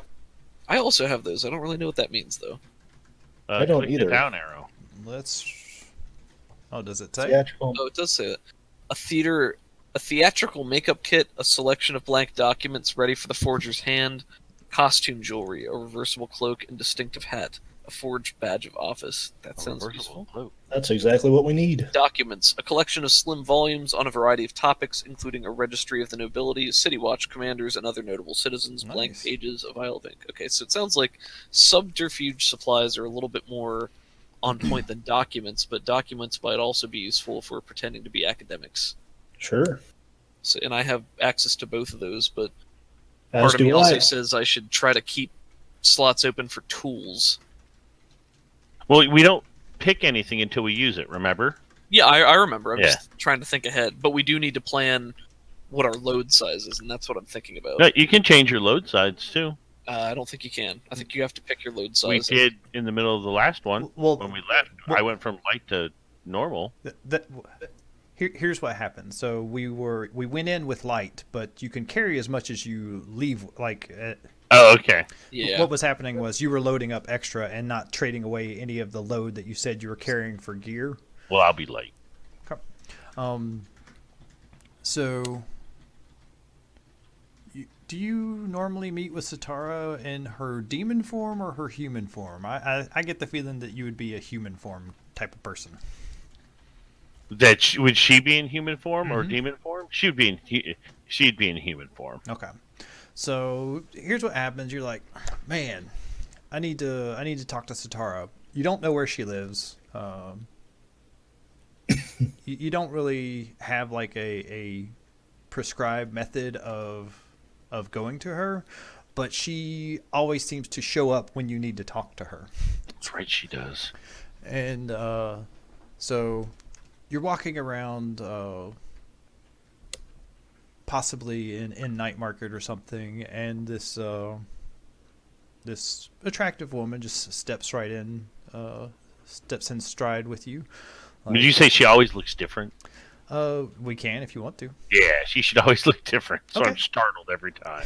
You're startled every time, but you always know it's her. Like even though she looks different, you just immediately recognize her as Satara. And she is you're not 100% sure if she's a demon of storms or the sea or something, but she's somebody important in the whole demon hierarchy. And she says, "Good evening, Aldo." Oh wait, no, you're not Aldo. Who's Aldo? Good evening, Frank. I would say that my relationship with her is, since these are our one ally we picked, it's probably a pretty solid relationship. Yep. Right? That's the idea. So It's a solid relationship, but she is a demon. right. Yeah. So That's the way I like my solid relationships. So I would tell her a little bit about the predicament we're in. Not super specifics. Mhm. Just let her know, hey, I got this job I'm getting ready to do, but I've just learned that there might be a Reaper. A Ghost Reaper, also located, caged up where I'm going. One, I want to try to read her face when I tell her that. She probably doesn't flinch at all, but you never know. And then a line of questions of like, what might she know about them? Are they valuable? Is it something I should try to pick up and bring with me? Or is it something I should clearly stay the F away from? she is like, you always do this. You always like try to read her, and you try to get kind of in her head and try and figure out like if she's flinching or if she's holding back on you, but she's just completely impossible to read. Yeah, she's like 7,000 tiers above me. Yeah, she's been around for millennia, so it's stuff doesn't surprise her, and she has trouble kind of expressing human emotion anyways. So she listens to your story, and she'll tell you more about what a Ghost Reaper does. They are a creature that's evolved out in the wastelands over the thousands of years that since the apocalypse happened, and they do actually they have the ability to consume a ghost, and when they do, they can they start being able to manifest certain psychic powers, like electricity. They kind of get your Tempest ability, I'd say, but to a smaller effect. Like they're not able to channel that thing, but basically what they do is they can suck up ghosts like a battery, and then they can use that power to generate those types of effects. They are very dangerous. How dangerous are they to mortals? Yeah, if it got loose, it could tear up a man, like lop his arm off with its powerful jaws. If it was a small person like a child, it could probably swallow a child whole. Oof. Now, what are the possibilities that if it eats a ghost, I can get that power out of it with like my lightning hook or something? She thinks for a moment and says, You're fucking crazy. but she Like, I smiles. I like this guy. She smiles, but like there's no warmth in it. And she says, "You could possibly do something like that. But yeah, if you manage to leave, if you manage to steal this beast, then I would be interested in purchasing it." Oh, so I might potentially have something that interests even you. I could have some uses for that. It it's an interesting creature, and it can survive both on land and under the water. Well, And- okay. Go ahead. Well, that gives me all the information I needed. As usual, you were the perfect lady. She chuckles, and it does nothing to. It doesn't make you not, feel good. not a humorous sound at all. It's Um, like oh.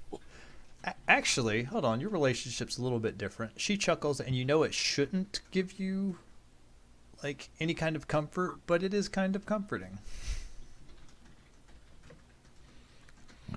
And she says, "Until next time." Thank you very much. And we'll just sort of walk apart from each other. Like we were doing that whole conversation while we were walking. Yep. And we just sort of go bloop. Yeah, she just like stepped out of an alleyway right next to you, and you're like, "Oh crap, am I getting mugged?" Nope, it's Satara. It's my demon. All right, I will go back and report that. Most of it. I won't talk about the siphoning of the power out of it part. I probably won't talk about that part, but I'll even mention that I have a potential buyer if we bring it out. Okay. That is good. Because we need money. We do. Would we know or be able to get any information from any of these past scenes about what goes into transporting one of these things, and to make sure that we would have the necessary resources to do so? Like if we actually take it with us. You can probably either spy into the place or figure that out with the. I might be able to attune in, right, and get a glimpse of what's in there. Is that what Yeah. you said? Part of what I could do with attune? Mm-hmm. And we'll say that's what happened. Kent just kind of walks by the warehouse and without needing to roll, because this is kind of a controlled situation. You peer into the warehouse and see. It looks like there's a couple of men. Their auras are giving off a bored aura, and you see this. You see this outline of a cage and this mound that's covering the floor of the cage, and it just looks like this kind of pile of stuff. But inside the spirit world, you can see this these wispy energy waves that are kind of giving off life force, and but it's a weird life force. It's something you've never seen before. Does it react to my presence in the ghost realm? Um, I'm wondering if it notices me. yeah, I'll say that it does. It as soon as you push into the spirit world and start kind of feeling out towards it, it does lift up, and it's one of its eyes that it has two eyes on like the top of its head, but they're both pointing like left and right, and then one of them opens up, and it looks like this weird. It has a very oddly shaped pupil, and it just like focuses right on you. Does it get?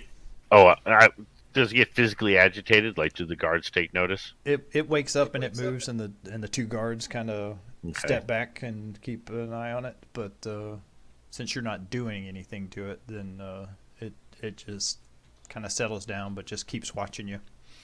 Well, knowing that a demon is interested in this, I'm not going to get close enough for it to try to affect me through the attunement. I'm going to back out and get back to the group. That's fair. All right, so you guys are now on a monster heist. And I need to go put my kids to bed real quick. Sure. Cool. Sorry about that. We couldn't have timed it with the restroom breaks. I apologize. Oh, you're It's fine. no worries, man. I'm not All worried. right, be right back. Cool. So this is a little more planning than probably goes into most Duskwall scores, but I like the direction it was going in, and I think we haven't wasted any planning time. I don't think so. So at this point, or can we assume that at least to the best of our knowledge, we are walking into this situation at least feeling like we have the ability to transport this thing, push come to shove, Yeah. He with the cart we got from Amancio? Yep. So the cart can definitely handle the cage. We could load the drugs around the cage of the monster. Put the drugs in the cage. Give the drugs to the monster. Okay. Beautiful. Beautiful. Maybe she'll pay extra for a super monster. Oh my gosh. Give it to the drugs, let it eat all the people. And then it has a heart attack. Tell her where she can pick it up. I'll bet you'll get a gang name out of that. The Spooky Snacks.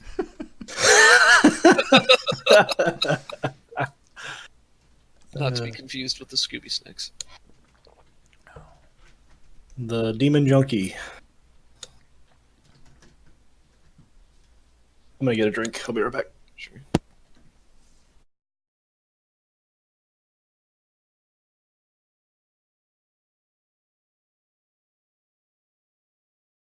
Like that. Yeah. Kent's back. Hooray! Hooray. Well, I'm ready to heist. Cool. All right.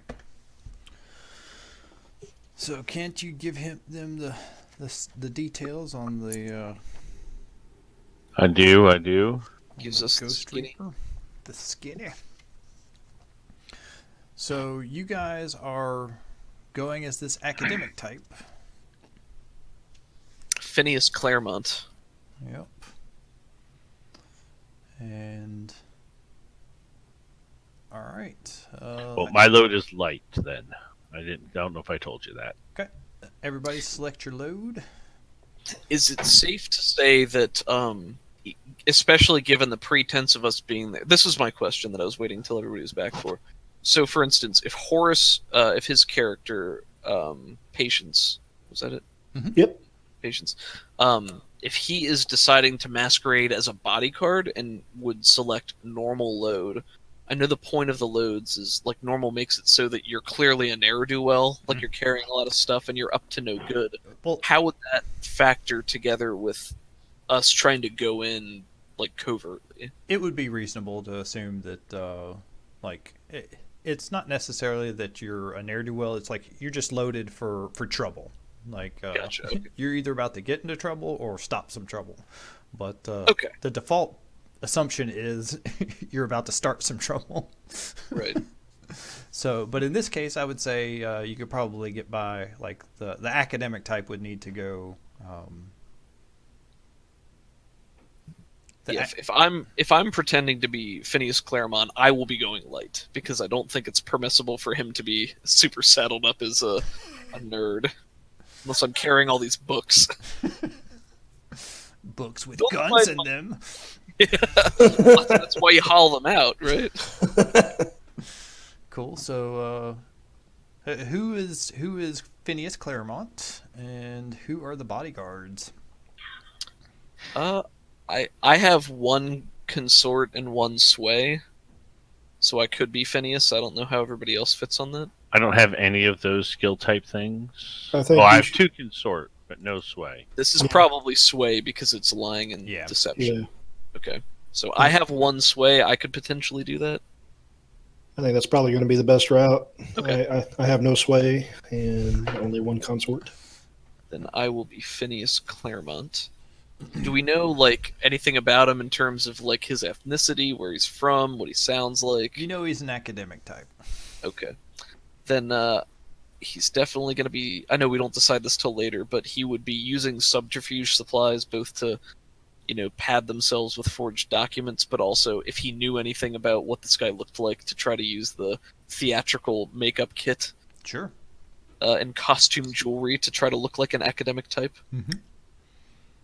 So yeah, you put together some scholarly robes and do your makeup all nice to at least not look like yourself. Comes out and he says to the other two, "Do I look like I could drink out of one of those teacups? Oh, That is the bar I'm using to measure success here." sure, you look fine. Please remember to raise your pinky. It is considered polite. Ah, yes, thank you. We don't have Harvest here to correct me, so I'm going to believe you. You're definitely a pinky. Yes. All right. So I'm thinking of just taking a fine pair of pistols, arcane implements, and subterfuge supplies. You don't actually select what you pick. Oh. You just select the load, and then if you happen to need, I didn't say I was going to take my long rifle, but I really need it, then you just say, "That's a good thing I brought my long rifle," and then you mark off two of the load. Gotcha. Okay. I only specifically said that up front just because my character is going to be this figure, so I think it's a given that he's going to have to disguise himself So and produce documents in some way, so I'm just assuming that I'll be doing that. he's going.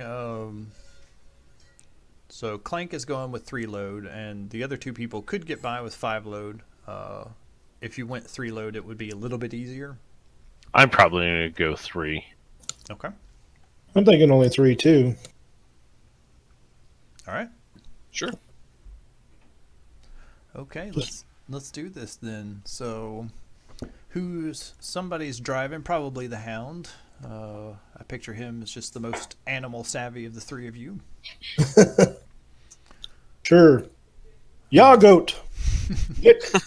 I forgot they were goats. Yep. So this big sturdy ram-like long-haired goat is pulling your Get your furry ass a move on. Come on now. your flatbed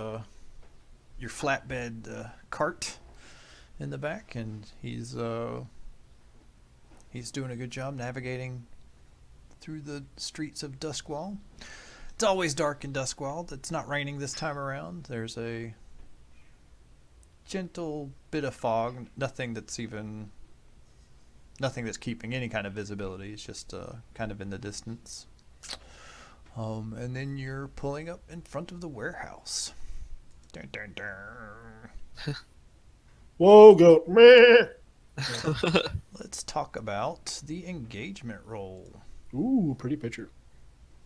Ooh, this is cool. I like your method of just picking the background. That's really cool. Yeah, since there's no tactical battles or anything, it just kind of gives a theme. And Yeah, I like it. It's cool. it's nothing that it's something I stumbled across doing today. I'm like, hey, I think this will be pretty cool. I'm happy Hey, to like Good it. feel. Okay, so the engagement rolls. We start with 1D, and what the engagement roll does is it tells you how in control of the situation, like the first set of rolls are.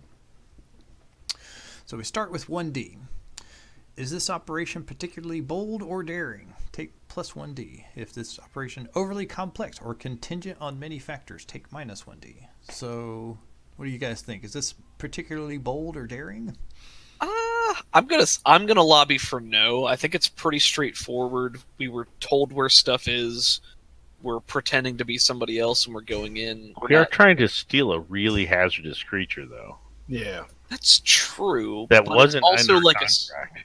but it's also scheduled to happen anyway. So it's not like we're coming in here trying to convince them to let us go. We're coming in to walk out. I don't know. I'm down for whatever. Okay. I'm leaning towards bold because we're stealing drugs from a rival gang. We're infiltrating a warehouse under false pretenses, and we're going to steal for a demon. this monster thing. What I will agree with as far as bold is that we're doing the second step, right? We're planning to take this dangerous creature that we're not even there for. So I'll agree with that. I even forgot that was we were there for the drugs, not the monster. Okay. Does the plan's detail expose a vulnerability to the target or hit them where they're weakest? I don't think it does. Because we're just hitting them in their day-to-day business, really. Yeah, it kind of seems like it. All right. Let's see. Do they have particular defenses or special preparations? No, I don't think so. No. Yeah. Can any of your friends or contacts provide aid or insight for this operation? I think they did. They did. Yeah, we got the cart. Okay, so Somebody pointed us towards this. that would be another D. Are there any enemies or rivals interfering in this operation? Well, it's versus the Foghounds, so I'm going to say Fog yes to boys. that. Yes. So I love that you called them the Foghounds, but I wish they were the Foghorns, like Foghorn, and they dressed up like roosters. I'm really trying not to say foghorns, so because I've been saying it all day. The foggies. Okay, so we're at, if I did my math right, I think we're at 2D. I think that's right. So, oops. Let's roll the engagement roll. I'm looking at engagements on the Blades of the Dark website right now. Ooh, neato. So this just sets kind of the first position. Ooh. So it's a risky position. Maybe that's us coming during not the slow time like we talked about. Sure. I don't know. Okay. Sounds good. Well, again, the monster, when we try to take it, is going to be making noise. It's going to be reacting. People are going to be watching us. Oh yeah, yeah. But So- right now, you guys are just strolling up on the outside. Do-do-do-do-do-do. Dude. Here we go. So, all right. So you guys are riding on your little goat wagon, and strolling up right to the front gate. And there's people coming and going every once in a while. And a bored-looking guy with a clipboard and has one of those short little coal pencils walks up to you. There's about 4 armed guards that are out here. And he waves for you to stop, and he comes up to you. What's your business? I think Phineas will need to go up and speak to them, so he'll raise a hand. And, what would he think an academic voice is? I don't know. Straight back British. Yes. I don't think he's good at imitating other voices. Hello, it is. Good day, sirs. My name is Phineas Claremont. I and my associates are here to take away some precious cargo. He holds out his hand. Papers. Of course, my good sir. And I'm going to, I guess, officially mark subterfuge supplies, which includes all the theatrical makeup, selection of documents for forgery, Yep. and or even a forged badge of office. So maybe I also have a thing from the academy that Yeah. shows I'm official. Yeah, you're a professor at the academy. Mm-hmm. All right, so you show him that and show him the papers, and he looks down at a sheet and he flips up a piece of paper and says, "Yeah, you're about an hour early. You should be here around 10:30." Oh, well, it appears there may have been some sort of mix-up with the time. Is it possible for us to commence now while we have the chance, and not to take up all of the space in front here for you fine gentlemen? Go ahead and roll me a sway. Okay, so now risky position, right? Risky position. And effect standard. Effect will be standard. Okay, and no bonus dice. No bonus dice unless we want to do like a devil's bargain, or you can push yourself for a bonus die, or someone can assist you, take a stress, and give you a bonus die. I don't think anybody else has sway for this. I only got 1 die on this. Do I need to decide to push myself before making the roll? They don't have to. You do for the extra die, yeah. Okay. But for extra effect, no. Can I assist in the fact after I hear him say to not hold up any space? Can I like give one of the goats a little tug so that they do the thing. Like they're getting a little restless or something. Sure, sure. So how would let me look at your sheet real quick. What do you think? I'm not sure You're not here. having to roll anything, but you can definitely help him and mark 1 stress, and then Doug can have 2 dice. Maybe with the hunt because I know I'm familiar with animals and all that. Sure, sure, sure. Okay, cool. And is your crow with you? He's probably flying on the rooftops, you know. Okay. Yeah, he'll be able to come in whenever you call him. You can just Sure. whistle for him, and he'll be able to like fly in through like an open window up top or something. Sounds good. Animal buddy, nice. Okay, so I get 1 bonus die from Mm-hmm. Patience. Thank you, Patience. Here goes.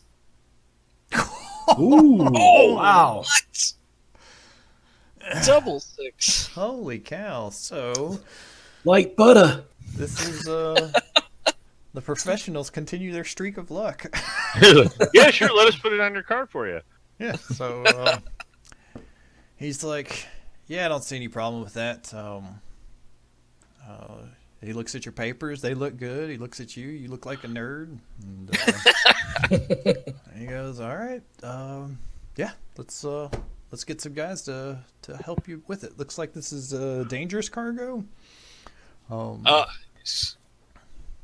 Very dangerous cargo. So yeah, we'll get some guys help you load it on the wagon. You guys can get out of here. And so he whistles and snaps his fingers, and a couple of guys, about 4 guys come that are just big, strong, burly types. They have some tattoos and things like that. Oh, that's wonderful. Thank you. That's wonderful. Thank you. I can't be doing these sorts of activities in my robes. Get them dirty. I even had a special pocket protector sewn into this one. So you have critical effect. So they take you right back to where this monster is. How close to the drugs are we? Yeah. Yeah, you make it back to where the pallet is, like the Foghounds stuff is, and there is some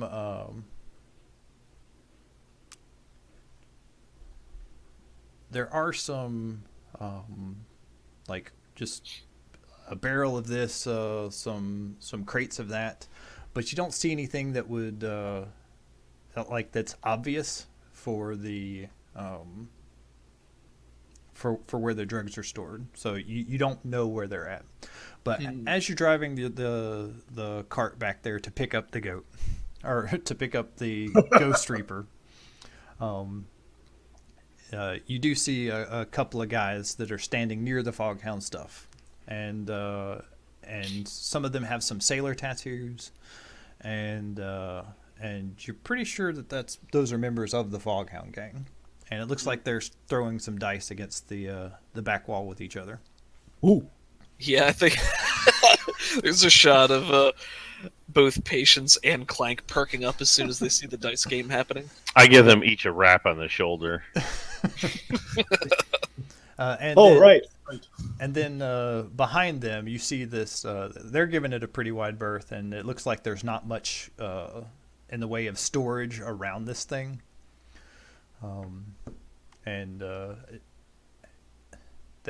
That they're just throwing dice, maybe about 5 feet, 10 feet away from this thing, and one of the workers walking up with you guys, like, man,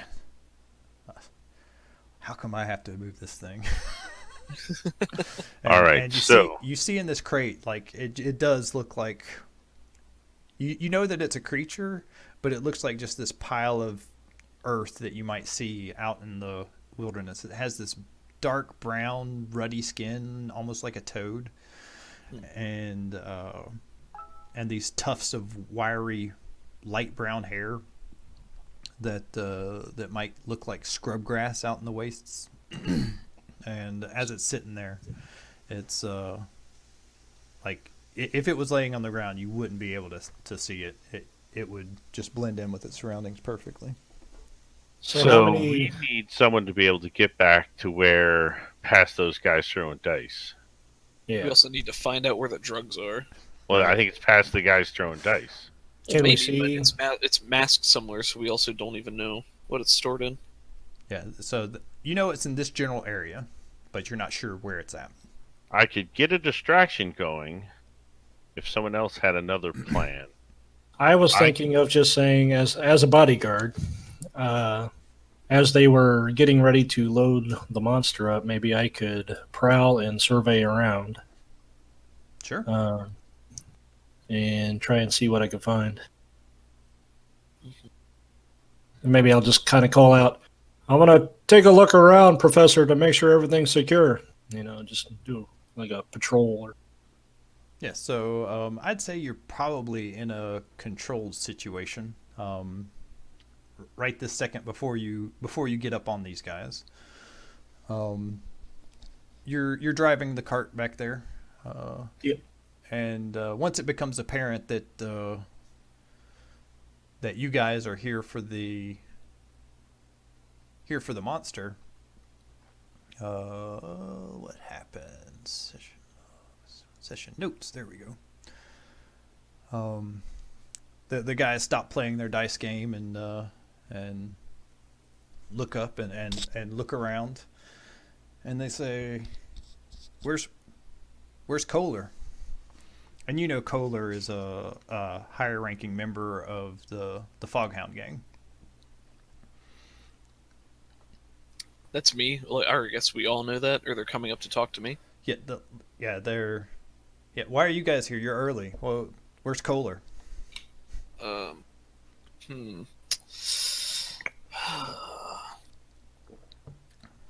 Quick glance back to my compatriots before saying, and we wouldn't know anything about Kohler Yeah, we don't aside know. from he's an affiliate of Yeah, the gang, right? You know, like, since you're on not great terms with the Foghounds, you know that that Kohler is one of their. He's not in the leadership, but he's like a lieutenant in the Foghounds. Do I know anything about him personally? You know that he is. He has lots of different sailor tattoos, and he's a dark-skinned, like, bald and just real sturdy fellow. And he's like part of their muscle. Gotcha. So, I probably couldn't tie my subterfuge supplies into having like a fake note from him being like, "Hey guys, sorry I missed you." You could with a flashback. Okay. And how exactly do the flashbacks work? So a flashback, you tell me what you're trying to accomplish, and I'll tell you whether it's like, oh yeah, that's easily done. Maybe. Okay. Well then, I think in the span of preparing for this and getting all the documents together, because he did assemble all of the necessary paperwork, they were told by at least 2 different people that as long as you have all your paperwork organized, it won't be a problem. Maybe they figured out when the shipment was happening and who the Foghounds would have been sending as well, so he took the opportunity to get something doctored up that would pass a rudimentary scrutiny. All right, so Like this is confirming that you are here with the Foghounds' permission, or what kind of role do you think this is? Like, I mean, sway is deception. I don't think I could have tinkered anything to help with this, unless I made some sort of like audio voice box that would parrot back a. That seems a little far-fetched to me. yeah, I don't think you're tinkering a solution to this problem. Or it could be consort if we went to somebody that we knew to help us make sure the forger. So maybe we know somebody who knows Kohler and could give us a little bit of inside information to make it seem like it would have been from him, like just a small detail or 2 to pepper in there. Yeah, I'd say this is probably a one stress flashback with a roll. Let's see. I will add that stress to my sheet now. Yep. So go ahead and do a consort and see if this guy we'll do this thing. Okay, so risky standard. Mm-hmm. No bonus dice. Ooh. That's bad. Ooh. He's like what happens is like you go to him and you tell him what you want, and he's like, I don't know, man. You and the Foghounds aren't playing nice with each other, and I don't really want to get involved. Not for nothing, you know. He kind of does the money sign. So if you want that, then you can pay a coin, and you'll have something that'll let you make the roll here. Okay, what do you guys think? I'm thinking I'd like to break off, and because there's only 2 of them at the moment, I'd like to sneak Well, we're in a around. flashback right now, right? Yeah. Oh, that's right. That's right. Yeah, this is. Should I spend the coin to get this? So if I have this item, it's going to allow me to try and sway these guys. Then. Mm-hmm. Okay. Well, I still only have 1 point in sway.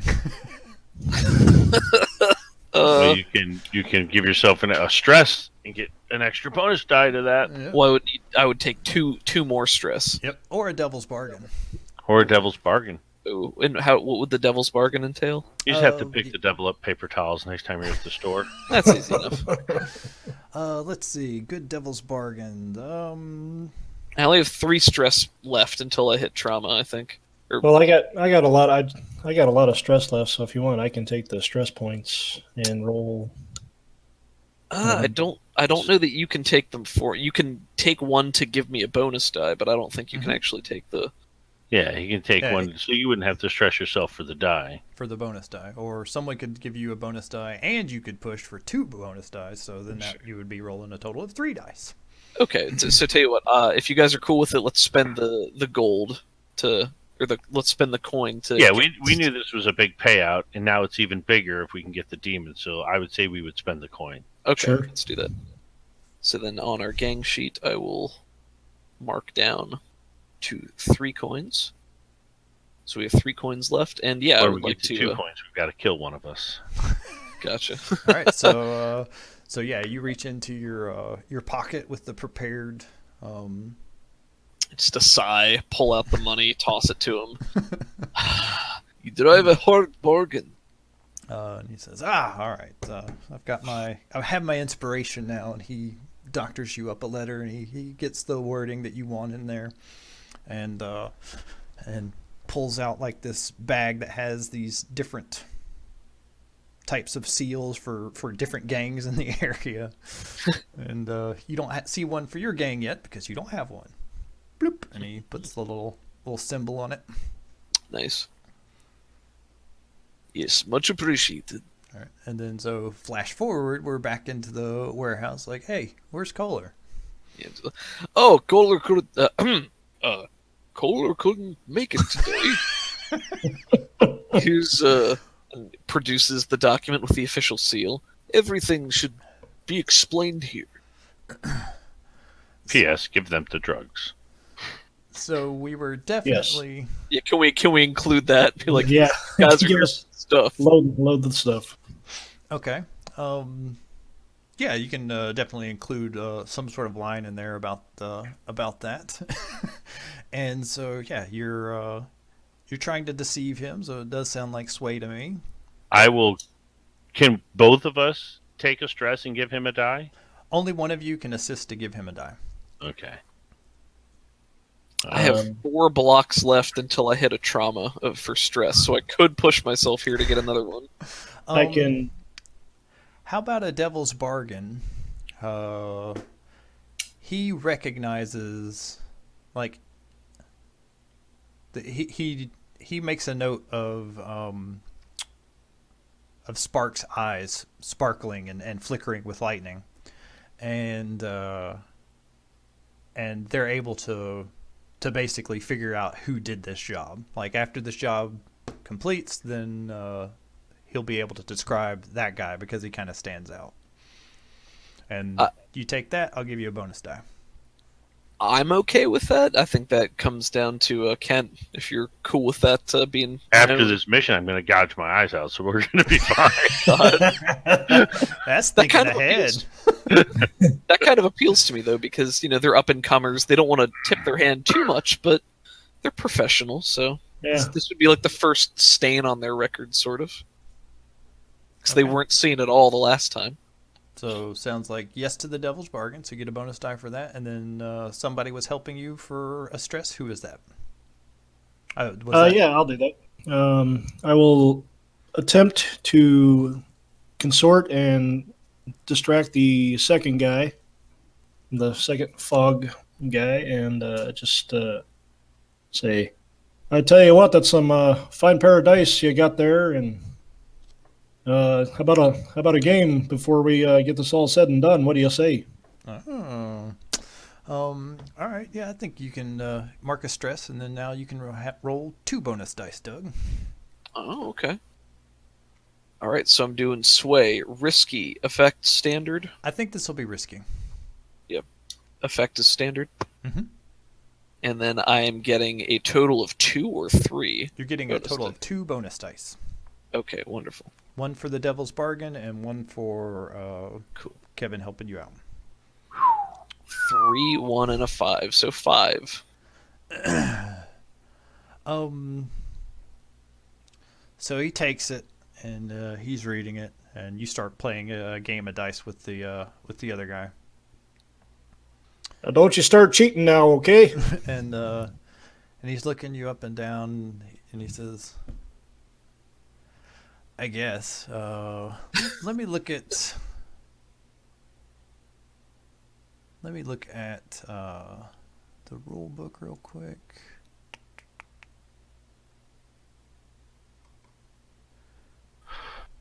Guys, I could agitate the monster to start causing a ruckus.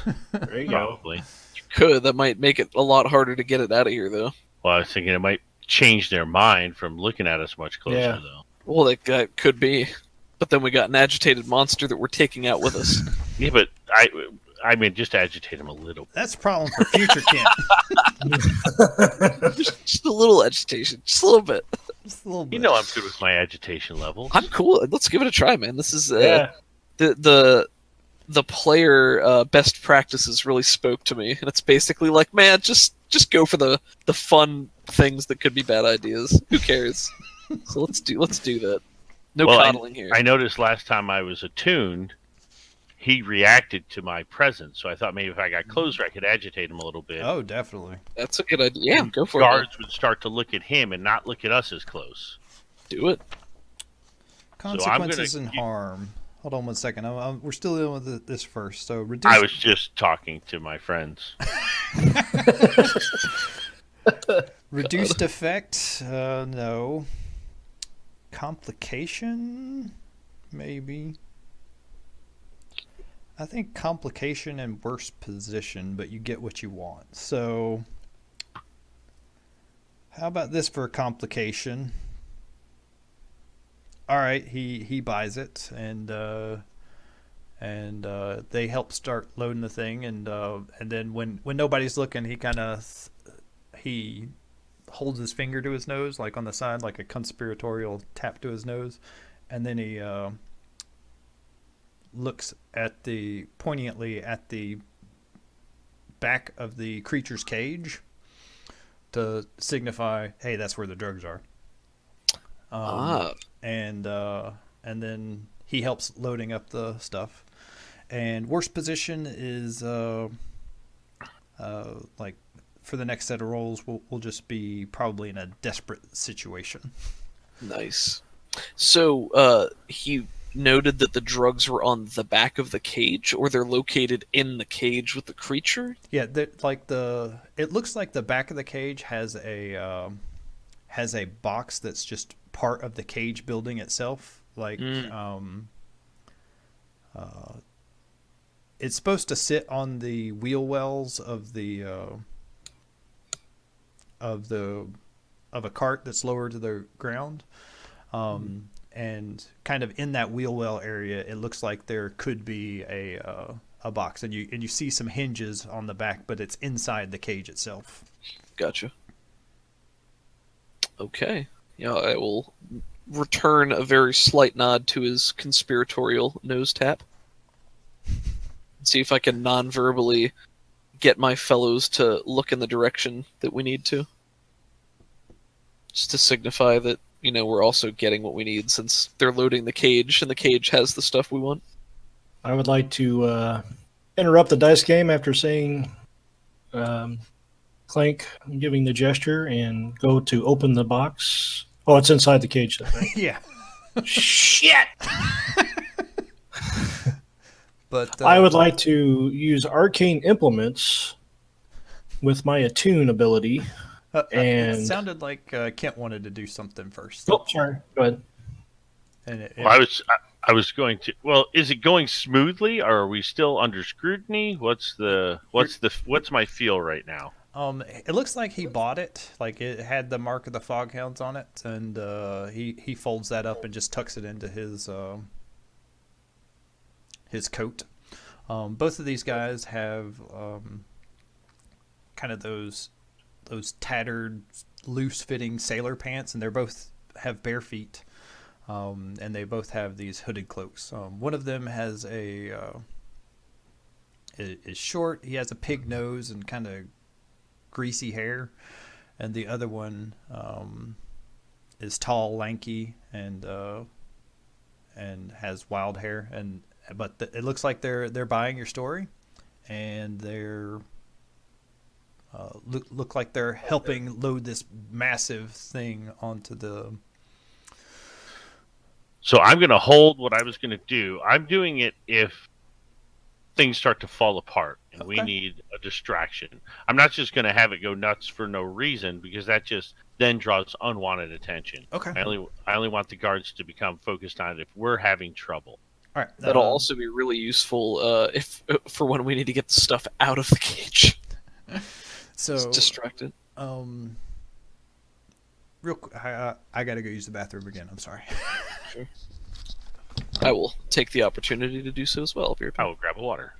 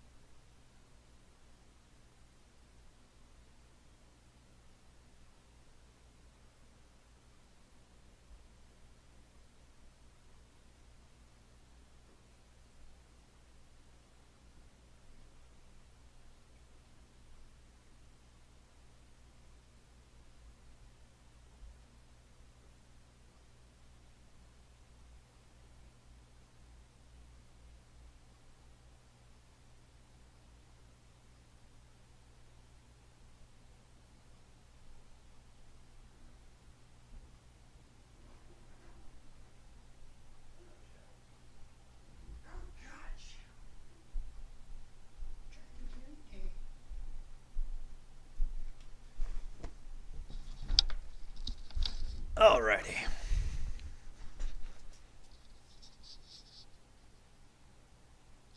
So, what were you guys doing? You had just, Can you guys hear me?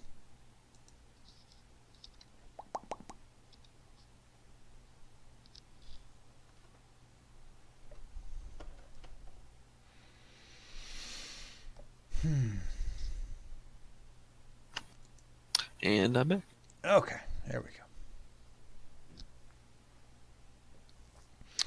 So you guys just convinced this guy that, yep, we're here to pick up the thing. I am totally Phineas Claremont. That's my name. Yep, absolutely. Look at my pocket protector in this robe. That's Dr. Claremont to you, sir. PhD. It's for Phineas Doctor. And I guess they're gone too. I have returned. Nice. So what was it you were saying you wanted to do, Kevin? Oh, I was thinking of, and this might be better up kids alley here, but I was going to have like with an arcane implement, I was going to have like a little vial of like a natural sedative that the monster smells that just kind of calms them down. Okay. He's already pretty calm right now. So, are you wanting to sedate him, or? Yeah, not a full unconscious, but just kind of make him lethargic, you know. Hmm. Doug might have something like that in his bandolier of Alchemicals. alchemicals, but Aren't- for using arcane implements to do this, I would say it's probably no to limited effect on this thing. So you might get Okay. lucky and roll something crazy and be able to push for some better effect, but I also don't. I never like prepared any alchemicals or anything. that's okay. You have like on your character sheet. Let me see here. There's the items section. I guess I don't really understand how that works.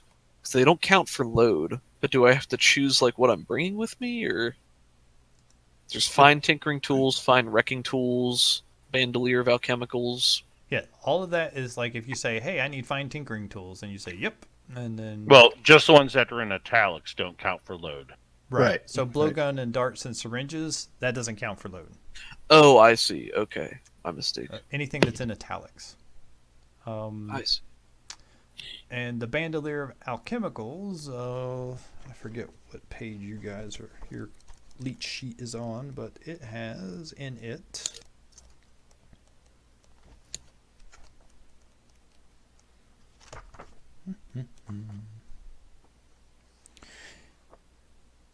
It has alkahest, binding oil, drift oil, drown powder, eye blind poison, fire oil, grenade, quicksilver, skullfire poison, smoke bomb, spark, which is a drug, standstill poison, and trance powder. What page is that on? 71. And what these things actually do are on page 226. Okay. Yeah, I read them earlier. Must have missed this. My ultimate goal is just to open the box to make sure the drugs are in there. Well, it looks like you'd have to go into the like where you see the hinges. You'd have to go inside the cage with this creature. Oh, I see. Okay. So I don't need to have prepared any of those items before. If I say I'm bringing them on the bandolier, then I have 3 uses of different alchemicals between all the ones that are available. Is that it? And you pulled out the ones you need. So it's like, oh, I need a smoke bomb now. Smoke bomb. That's neat. So then, what's the point in crafting those items during downtime? There's other things that you can do, like if you use some of your high tier stuff, like standstill poison, that's a tier 4 item. If you use that quite a few times, then I might say, all right, you'll need to make a roll to replenish your stocks. And then there's other things like the sample special formulas and gadgets. That's stuff that you would have to craft. It doesn't come on your bandolier. I see. Okay. So, like, it doesn't look like Blood Needle comes on your bandolier. So that induces fever, euphoric mania, and rampant energy. Gotcha. So the opposite effect of what he was just asking for. There's a standstill poison that causes temporary paralysis. Trance powder induces a pleasant hypnotic trance when inhaled. Eye blind poison. A lot of poisons. I don't know, guys. What do you guys want to just leave the warehouse and Yeah, I trust think that the I think we should get out of the warehouse as soon as possible. They said the drugs were in there. They believed his thing, so I think if we get out of here, Okay. when we sell this thing to the demon, maybe she won't need the box. I mean, I would hope not. Because we're taking the box. I mean, gold and cage and everything. Cage cost extra. Yeah, cage is extra. You buy cage special. Well, then I say we just go ahead and leave and Trust that the drugs are in there. I'm totally cool with that. All right. So they stop their dice game, and he says, "Okay," and you guys start loading up the crate. They pull one of the cranes that are in kind of the rafters area. Start moving that over, and he says, "I guess I'll go grab what's his name? No, I just had it. What's his name? Arr.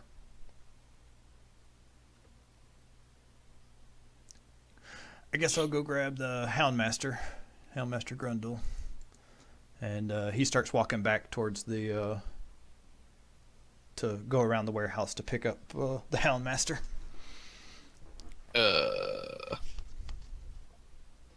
Do we know if this is part of the protocol? Like the Houndmaster has to come out, or This he was part of the Foghound security, and you're guessing that he was probably guarding this. He was helping guard the warehouse as long as the crate was in here. I see. So is this guy saying, "I guess I'll get the Houndmaster to come and join us"? Yes. Or to let? Oh, okay. Oof. And so he's And how far away do we think he's got to go to?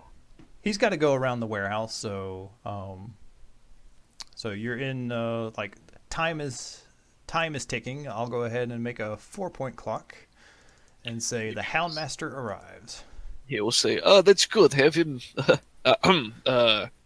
That's good. Have him meet us by the entrance.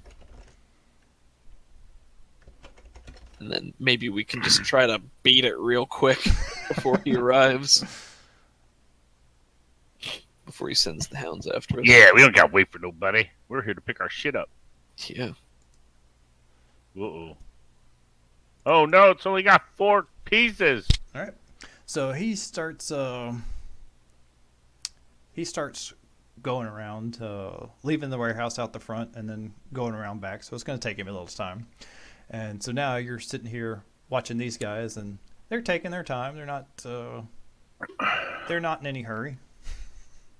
Oh, they haven't actually loaded the crate on yet? No.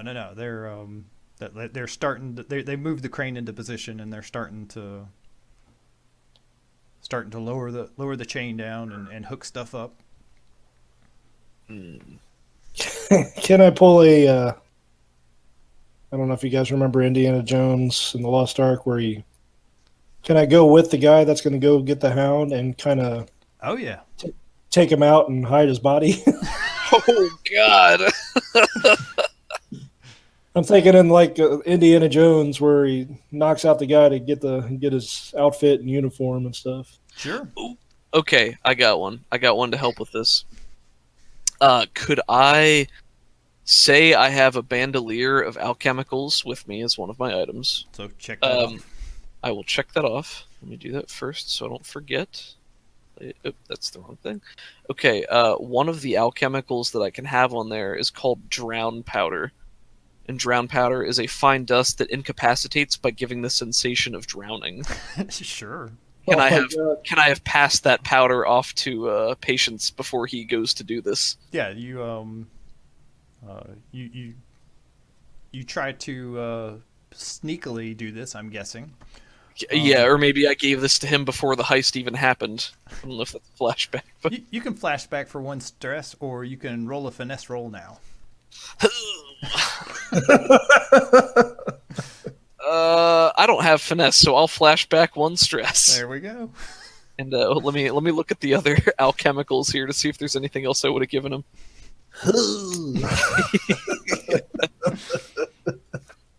I guess I could have also given him Skullfire. Toxic fumes from overly heated Leviathan blood. Nah, drown powder seems more appropriate. Yeah.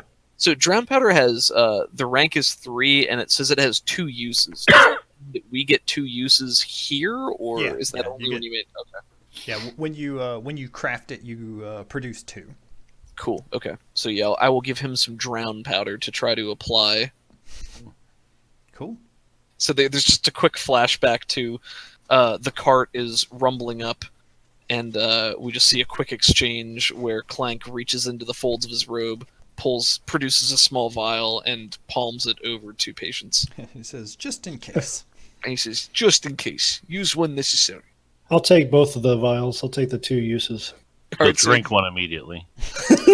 he hands one out, and you go to pull both. He gives you a look for a minute before letting it go. I use a straw. Don't use both at once. Makes you think you're drowning. Use both; they will drown in their own spit. Yeah, a fine dust that incapacitates by giving the sensation of drowning. Excellent. So when I'll be like, hold on, I'll go with you with the guy, and then I'll Sure. as we're passing some like large crates where there's like little narrow passageways in there, that's when I'll jump at them and try and knock them out with the stuff. Okay, that will Prowl, be probably a desperate situation, I would say. Sure. Maybe risky. I'd let you go either way with that. But if you roll a desperate roll, then you get an XP in the given thing. I feel like it's more desperate because we got a time crunch thing going on. But it's also higher risk. Yeah, that's fine. Since there's people around, that's the situation, and it'd be standard effect. If you wait until you get out into the alleyway where you're going back around the building, I'd say definitely risky standard. I want to, I want to like, just as soon as I knock him out, I'm going to grab his body and drag him back in behind all the boxes and stuff. All right. So yeah, you guys start moving in that direction. Let me see your character sheet. Good old patience. Prowl? Prowl is ambush with close violence, a backstab, throat-cutting, blackjack. Yeah, I could see Prowl. Okay. So that's 1 die. You might consider pushing yourself for 2 dice. Is this something that we can assist him with because we're not actually there? Not really. It's Yeah, it's kind of a one-on-one thing. And, Sure. And since we are making a desperate roll here, I'll go ahead and mark an XP in your prowess. See how I just put a little red tick there? Oh, nice. When that bar Nice. fills up, you get to add another dot to one of those skills underneath there. Very And cool. the effect is standard? Effect will be standard. Okay. And there we go. Ooh, how about... Oh, never mind. So, you get what you want, but at a cost. So I'm going to say the cost is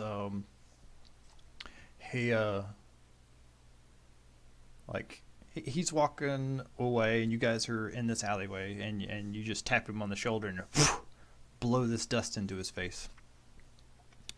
I'm going to give you 2 effects and you can choose to resist either one of them. One of them is you get some of the dust in your lungs. It's not enough to incapacitate you, but it's enough to take level 1 harm. And the other one is it's loud, like really loud. He's coughing and choking, and he's trying to call out, but he can't because he's No, I'll take the harm. What a well, both of these things are happening, but you can choose to resist if you wish.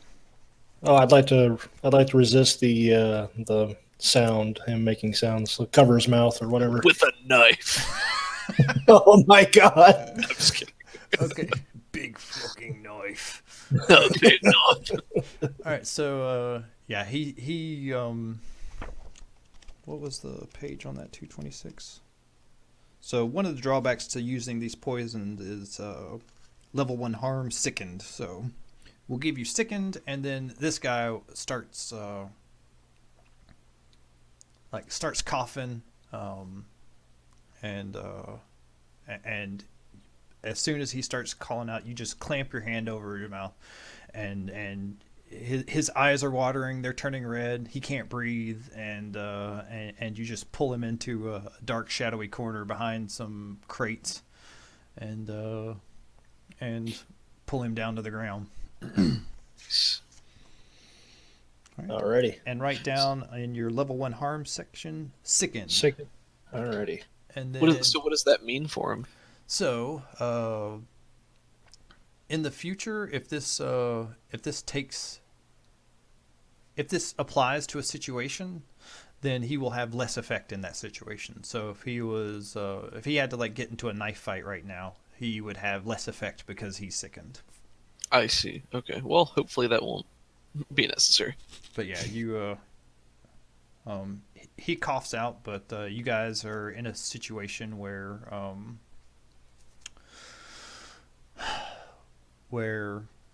the hound's not coming, but there is a body over there.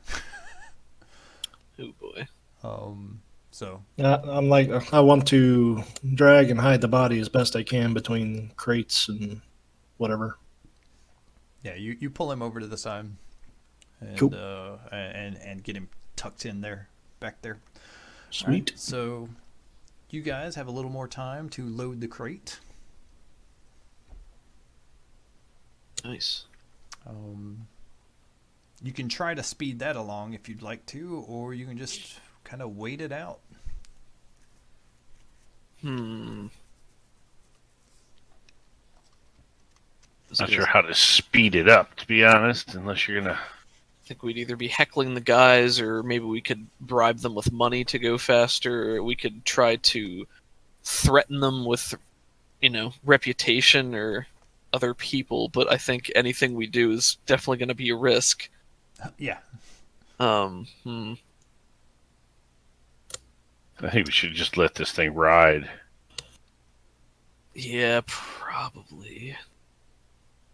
I'm trying to think if there's anything I can tinker to speed this up, but You might be able to give them some pointers with the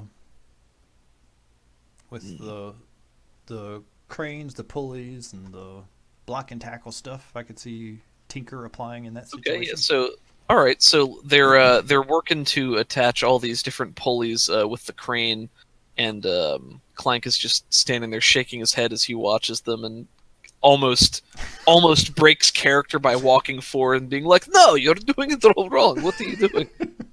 And then pulls it back in and says, it would be far more effective if you were to put the levers here and here."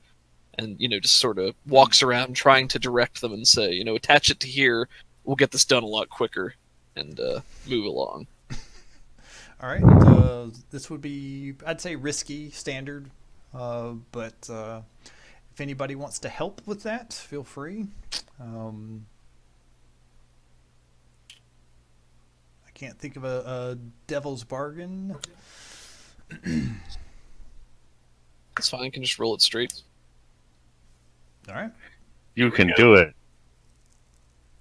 Kind of could. 4 mixed. All right. So, you get what you want. The stuff speeds up a little bit, but at some cost. Maybe it's that his guys slips just a little bit as he gets excited and he's pointing around trying to direct them. And he tries to play it off as maybe pulls his accent back, so maybe he's academic and trying to look fancier than he really is. So maybe he doesn't actually give away that he's not who he says he is, but makes it more suspect or makes them more identifiable in the future. There we go. Okay, there we go. Cool. So your cover's blown in 2 more ticks. All right. They kind of roll their eyes like, "Hey, I think we know what we're doing," and then, but they do what you said anyways.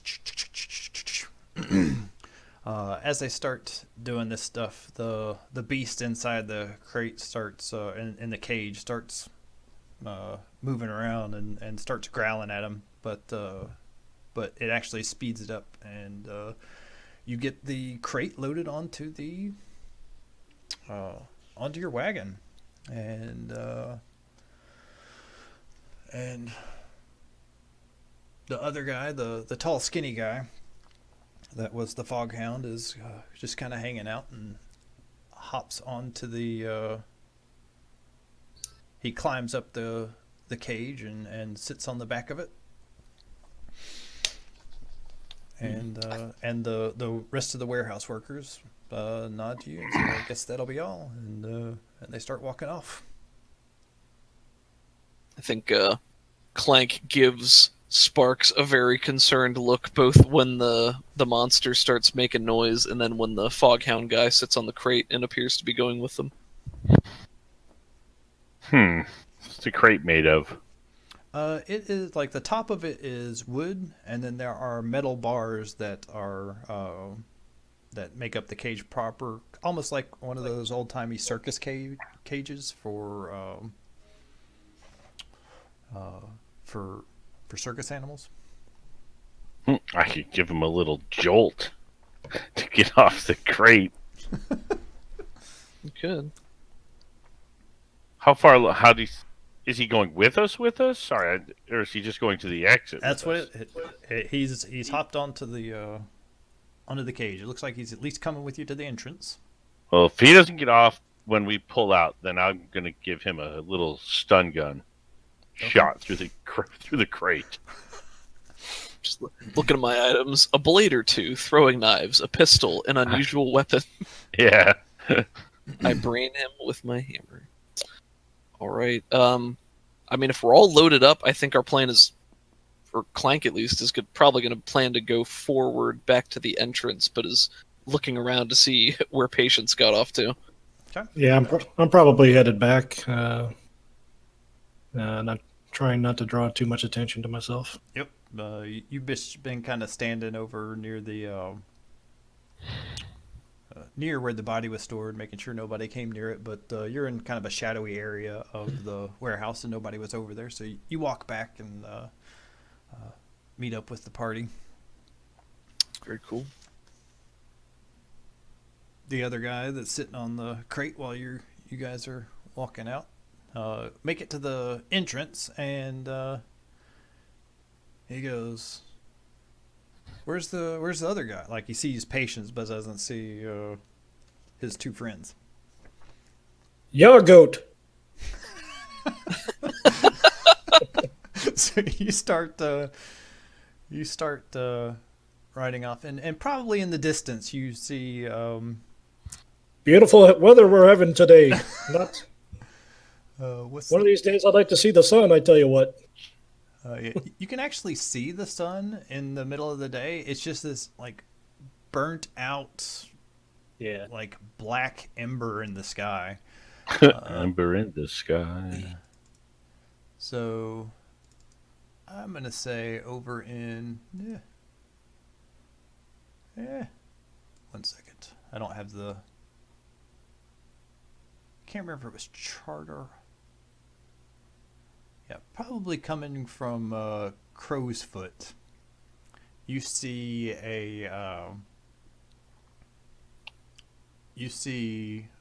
you recognize Kohler, and Pick up the pace. you recognize Kohler and some nerdy guy that are riding on the back of a wagon, along with a couple of guys, and let's see. I think they'd probably notice a big old crate with the monster that they were wanting. Are you sure? I'm pretty sure. So the guy's saying, "Hey, where's Kohler?" And then in the distance you see him, but he's kind of looking behind, so he hasn't noticed the guy yet. He hasn't noticed Kohler yet, but you guys have. Oh God. Okay. All right. So we're at the entrance. We're leaving now. Yeah, you're leaving, and Kevin or Patience has just said, "Yago." Yeah. It's And, tip clop, tip clop. So this guy has not seen Kohler. Has Kohler seen us? Yeah, you're pretty sure that if Kohler hasn't noticed you yet, he's going to very soon. I'm going to call in a thunderstorm. Ooh, Torrential rains. Heavy fog. excellent. Nice. That's awesome. You can do that? I can do that. Yes. Do I roll for that, or is that just something that happens? I'm looking it up. I think you have to make an attune roll. Seems reasonable. You can push yourself to do one of the following: unleash a stroke of lightning as a weapon, summon a storm in your immediate vicinity, torrential rain, roaring winds, heavy fogs. Yeah. So basically, it costs 2 stress, and you get to do that. All right. This is going to be a thick fog and thunderstorm. Excellent. Can I The heavy rain. assist his heavy rain by using one of my alchemicals, the smoke bomb, to try to make the fog thicker? I don't know if you'll. I should be able to make it pretty thick. Yeah, I don't know. I have 2 more alchemicals that I can apply, so I don't know just what wanna it would use do. them. he's burning a hole in his pocket. I gotta use them. I'm gonna drink one. I'm Glug, glug. looking up the whisper real quick. I guess a I'm gonna smoke do bomb something makes. this damn adventure, guys. To do one of the following. Push You yourself- got. I mean, you got a reason to pick up this monster thing too. It's gonna get us more money. Yeah. So when you push yourself to activate this ability, you still get one of the normal benefits of pushing yourself. +1d, +1 effect, etc. If you're making a roll in addition to the special ability. Okay. I don't think you have to make a roll. Okay, because I'm not like attacking somebody. I'm just bringing a storm in. When you unleash lightning as a weapon, the GM will describe its effect level and significant collateral damage. Who's threatening you? You'll still make an attack action roll to fight, usually with a tune. Okay, so yeah, you can. It's a clear night. It's a clear night. Climbing over the bridge, you see Kohler in the distance, and the academic type. He doesn't look anything like you, other than just a nerdy academic type. And then Kent, what's this look like? So, did we go over a bridge and there was water, or is it just? There's like anywhere there's a street, there's almost always like a canal that cuts the street in half. Okay. They're kind of all over the place here, but we'll say that I'm going to put us in the docks real quick.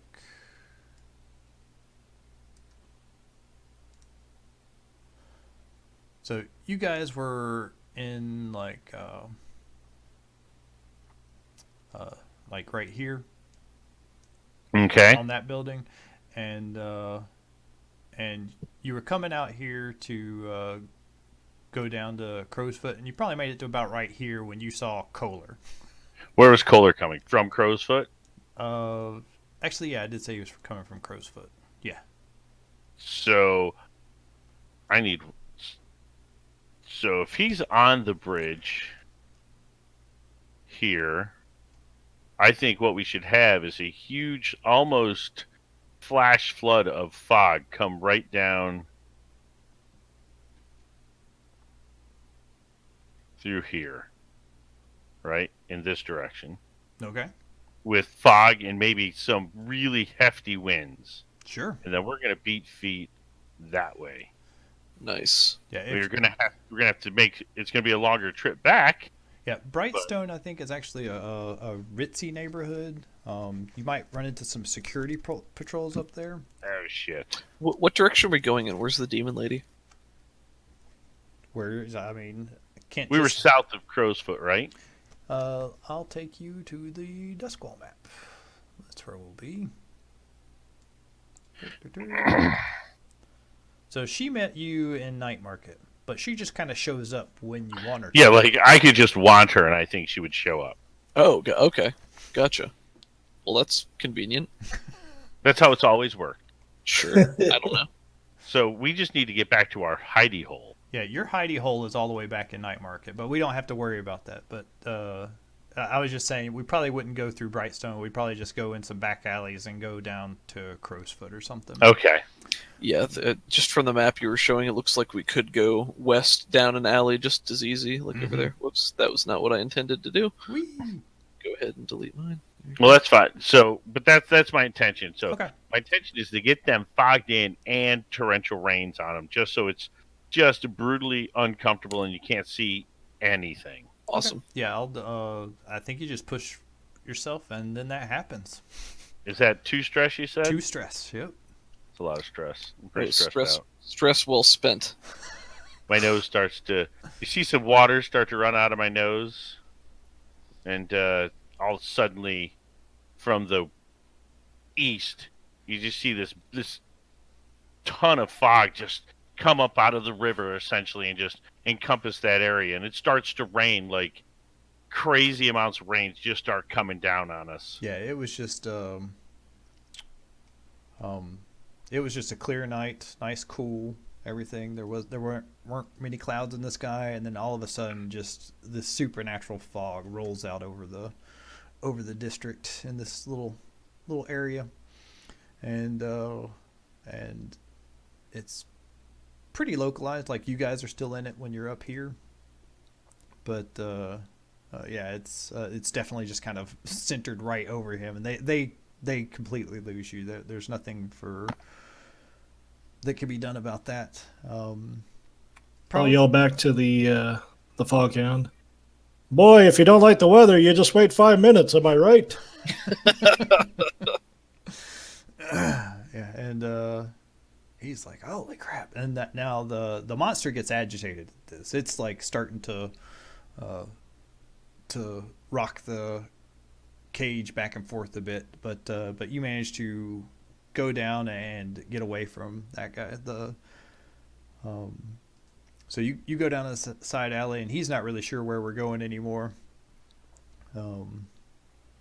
And pretty much the only obstacle you have to deal with is this guy in the back of the. Well, I do have more alchemicals. I have trance. I could have trance powder. A glittering blue powder induces a pleasant hypnotic trance when inhaled. Sure. Just use your other dose of that sleep stuff. I could. Grounding stuff. So I guess when I use one of these, I'm going to get some sort of level 1 harm. It's either going to be. You can, like, woozy or if it applies, but you might Yeah. be something else might happen, like he might open the cage, or Sure. Oof. I'd say this is a pretty controlled situation right now. Maybe risky. I kind of want to just use some trance powder on this guy and let him off the cart and just Cool. kind of shove him in a random direction so Yeah. that he'll be loopy by the time and will disappear and he won't have any idea. Yeah. So you are you moving while this is happening? Am Oh, I yeah, moving? we're not stopping. Yeah, I'm asking if the cart's moving, or do you We say go down an alley. If it's clear that we've lost the other people and we're Yeah. turning down an alley, I think there's a reasonable time to come to a stop and without much pretense just dust this guy in the face and dump him. Hey, can you tell me if this smells like trance powder?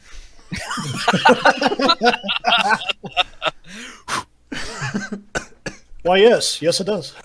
So I think this would be a prowl, Oh, God, I hope I have prowl.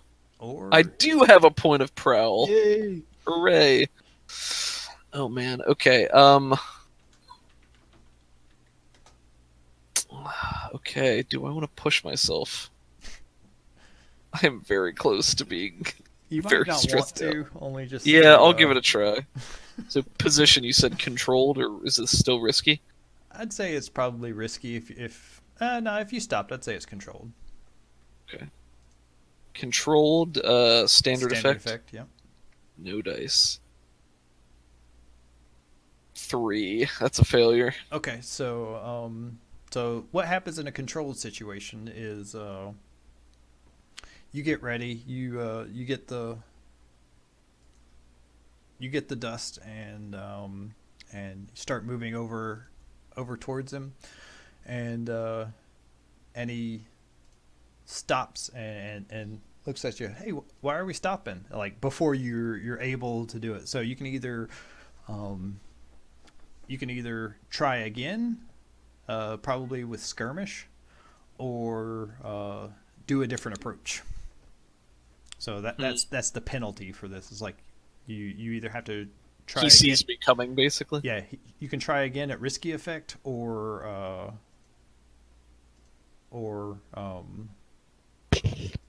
you can back off and try a different approach. Okay.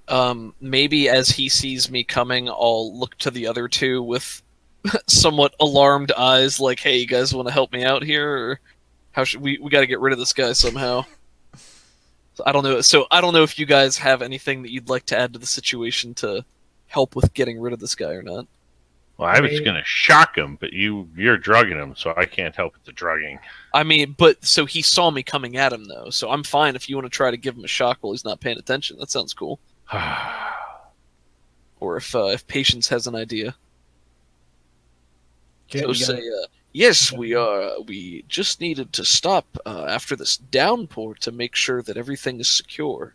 I do have an idea, but What's your idea? I want to see if Kent has an idea first. No, go ahead. Shoot him in the face. I mean, we could. I have a pistol. I still have an item slot. Okay, so we're at a dead stop, and he's on the back of the cart, right? Yep. Mm-hmm. So I could just giddy up and go on this thing and try and knock him off the cart. Sure. God. I think handling animals and driving a cart is finesse. Crap. You can still roll if you have no dice. You would just roll 2 dice and take the lowest. Okay. You can push yourself for a die, or someone else can spend a stress and help you for a die. And there's also a devil's bargain. I don't know what that would be. I mean, those are always fun.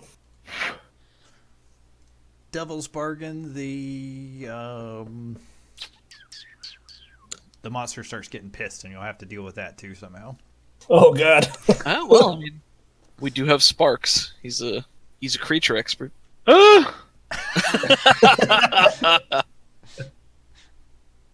I will push myself to get another die, I think. Okay, so no devil's bargain. You're pushing yourself. Does anybody want to assist him?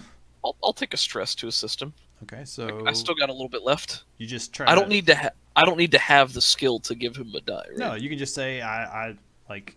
You say how you're helping, so it frames the fiction. Sure. Okay, so he's driving up front, and I'm approaching this guy, and he sees me coming, and maybe I just look up and give Patience a sort of a nod, like just go ahead and do it. Yeah. And then I'm like, oh, don't worry, here, And then here, you this kick is him for off you. the back. And I think I hold something out to him to make him let go of the cart, so he's not holding on at all. And maybe that'll be the moment when he kicks it forward. Okay, let's see. Maybe you offer a fake hand just as if you're going to help rescue him. So Sure. This would be risky standard. Okay, do I take a point of stress for this? You said you push yourself, you take 2 stress and get Okay. 1 bonus die there, and then And I gave you a die as Yeah, well. okay. So if you're pushing yourself, you'd have 2 bonus dice. and Doug, you marked that stress. I did, yes, sir. Okay. I have two And this is- stress blocks left until I hit trauma. And that was controlled, correct? Risky. Risky? Okay. Risky standard. All right. It is. All right. And you said 2 bonus dice? Mm-hmm. Mm-hmm. Okay. Oh, 6. You get what you Nice. want. No side effects. So, yeah, you everything okay back there? And yeah. And the guy just tumbles off the back of the wagon and hits the pavement hard. He calls Maybe a out. concussion. Yeah, he calls out and in pain, but yeah, you quickly leave him behind. Can I call out like, "Oh no, we've lost someone"? But by the time he gets up, we're already gone. Yeah, and, Beautiful. and the fog's still around here. Like the fog's still heavy and it's thick and it's raining and it's pouring. This is beautiful. Excellent. and so yeah, you just leave that guy behind. And I think that's where we'll call the score. Ooh. Oof. Good stuff. Good Man, stuff. that thunderstorm. That Awesome. was, yeah. Hell yeah. That I think that prevented a lot of problems. Yeah, God, That yes. would have been real bad. it I did. definitely saved the day. Yeah. I liked Patience going after the guy in the thing. It's like, I'll go That with was- you. That was smart. That's cool. Just covering his mouth. Shh, shh, shh. Just looking him in the eye. Just sleep. Just sleep. This is going to happen. Oh, man. And the whole time, the dude thinks he's drowning. So All right. Do, do, do. let's look at. I'm excited for when we do an assault type thing and we get to watch you shoot lightning at somebody. I can't shoot lightning. What are you talking about? You can. Well, I guess you can't shoot it. You can call down I lightning. don't know. I can't control lightning. You must be thinking of someone else. Yeah, it's probably wasn't what I heard X say out loud with my human ears. Some other whisper. Yeah. All right, so payoff. That's what happens first. The crew earns 2 rep per score by default. So clicking that up twice. But did we do 2 scores? You get more pay. Okay. I just thought I'm fishing. You take one. That's fair. That's what every good player does. You take plus 1 rep per tier higher of the target. Their tier was 1, so you get 1 for that. If you keep the job completely quiet, you earn 0 rep instead. This wasn't completely quiet. And you also earn a coin reward based on the nature of the operation. This is actually going to net you 10 coin. Woo. What? 6 for... We literally can't hold all that coin. Nope, you cannot. Damn. But you have a safe space to sleep, and you can hold it in your pockets. Let's spend it immediately. So what does that mean for excess coin? Like, we can hold a total, what is it, 8 is the total that we can hold right now? I or think is you it can only hold 4 in your 4 until we get a vault. Yeah. Okay. Yep. So then do we just, what happens to the excess money? We just have to spend it right away, or? No. I think you can hold coin too. Can you hold? Yeah, it looks like you can hold up to 4 I can coin hold each. 4. Okay, so if we each have 4. Well, we only have 1 more space in our lair. Yeah, so I'll Yeah, just so go I ahead see. and put it there right now. 1, 2, 3, 4, 5, 6, 7, 8, 9, 10. Set. Okay. Okay. And then we'll figure it out. Yeah. Well, let's see. Let me pull up my sheet. I don't think I have any coin marked on mine at the moment. We haven't even sold the demon yet. No, Well, it was I going to think be that's 6 for the job and 4 for the demon. Oh, we sold the demon. Unless you don't want to sail the demon, if you have some. I don't think we want to keep a hold of the demon. No, I don't. We're at tier 0. All we're gonna do is fuck up and let it go. Okay, I marked down 4 coins from the gang sheet to represent what's in my pockets currently.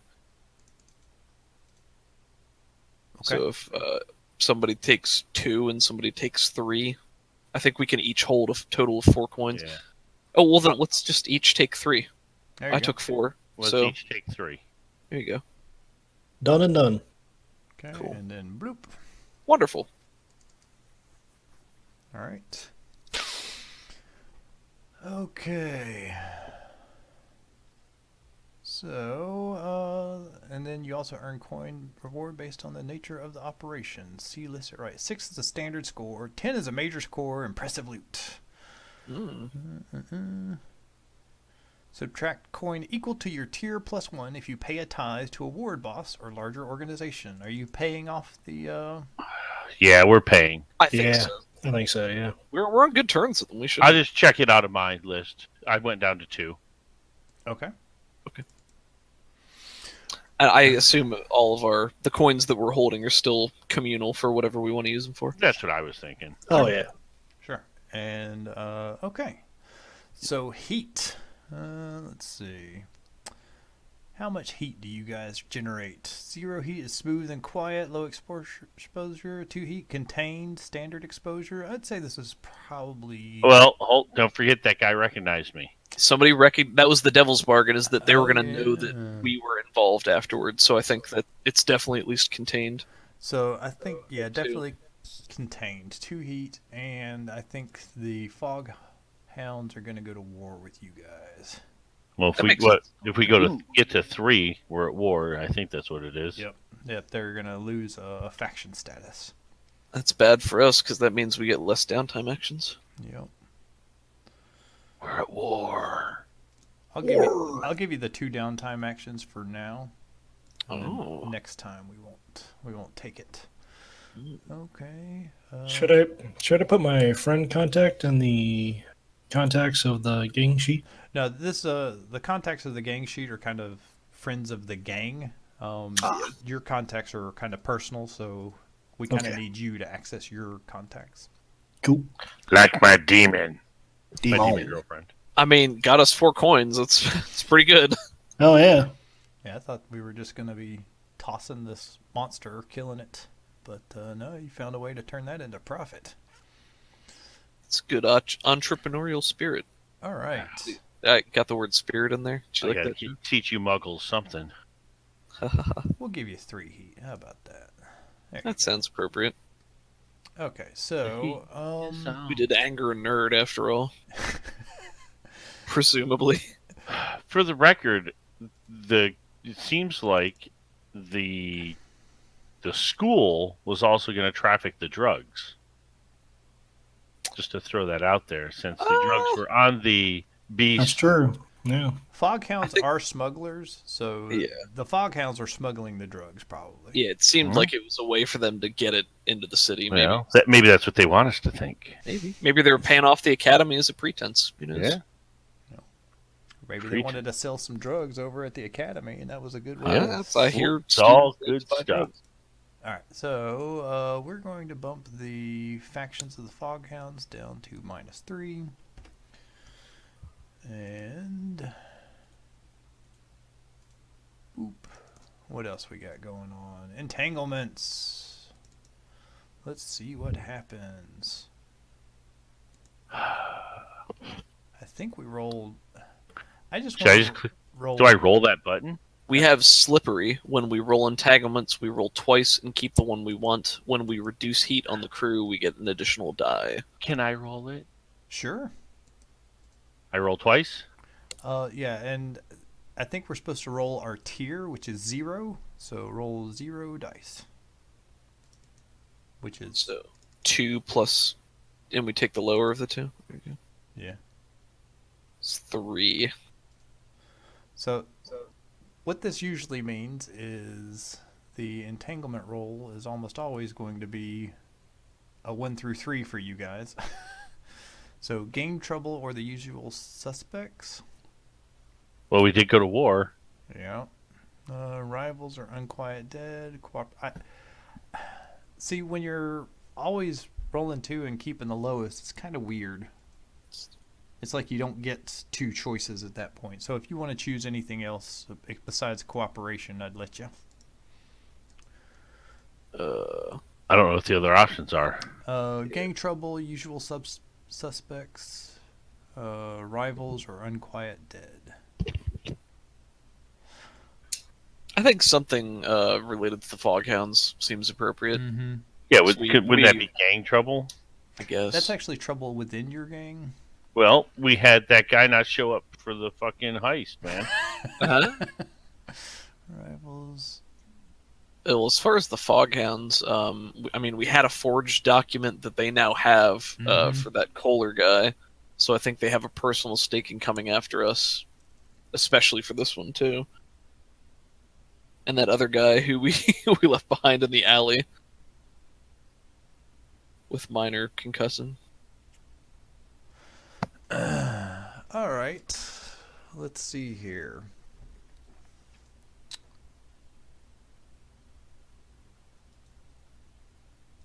I'm just looking at a couple other things.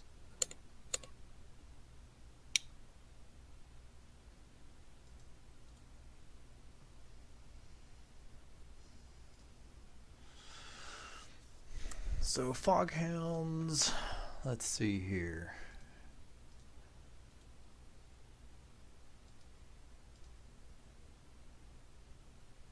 How about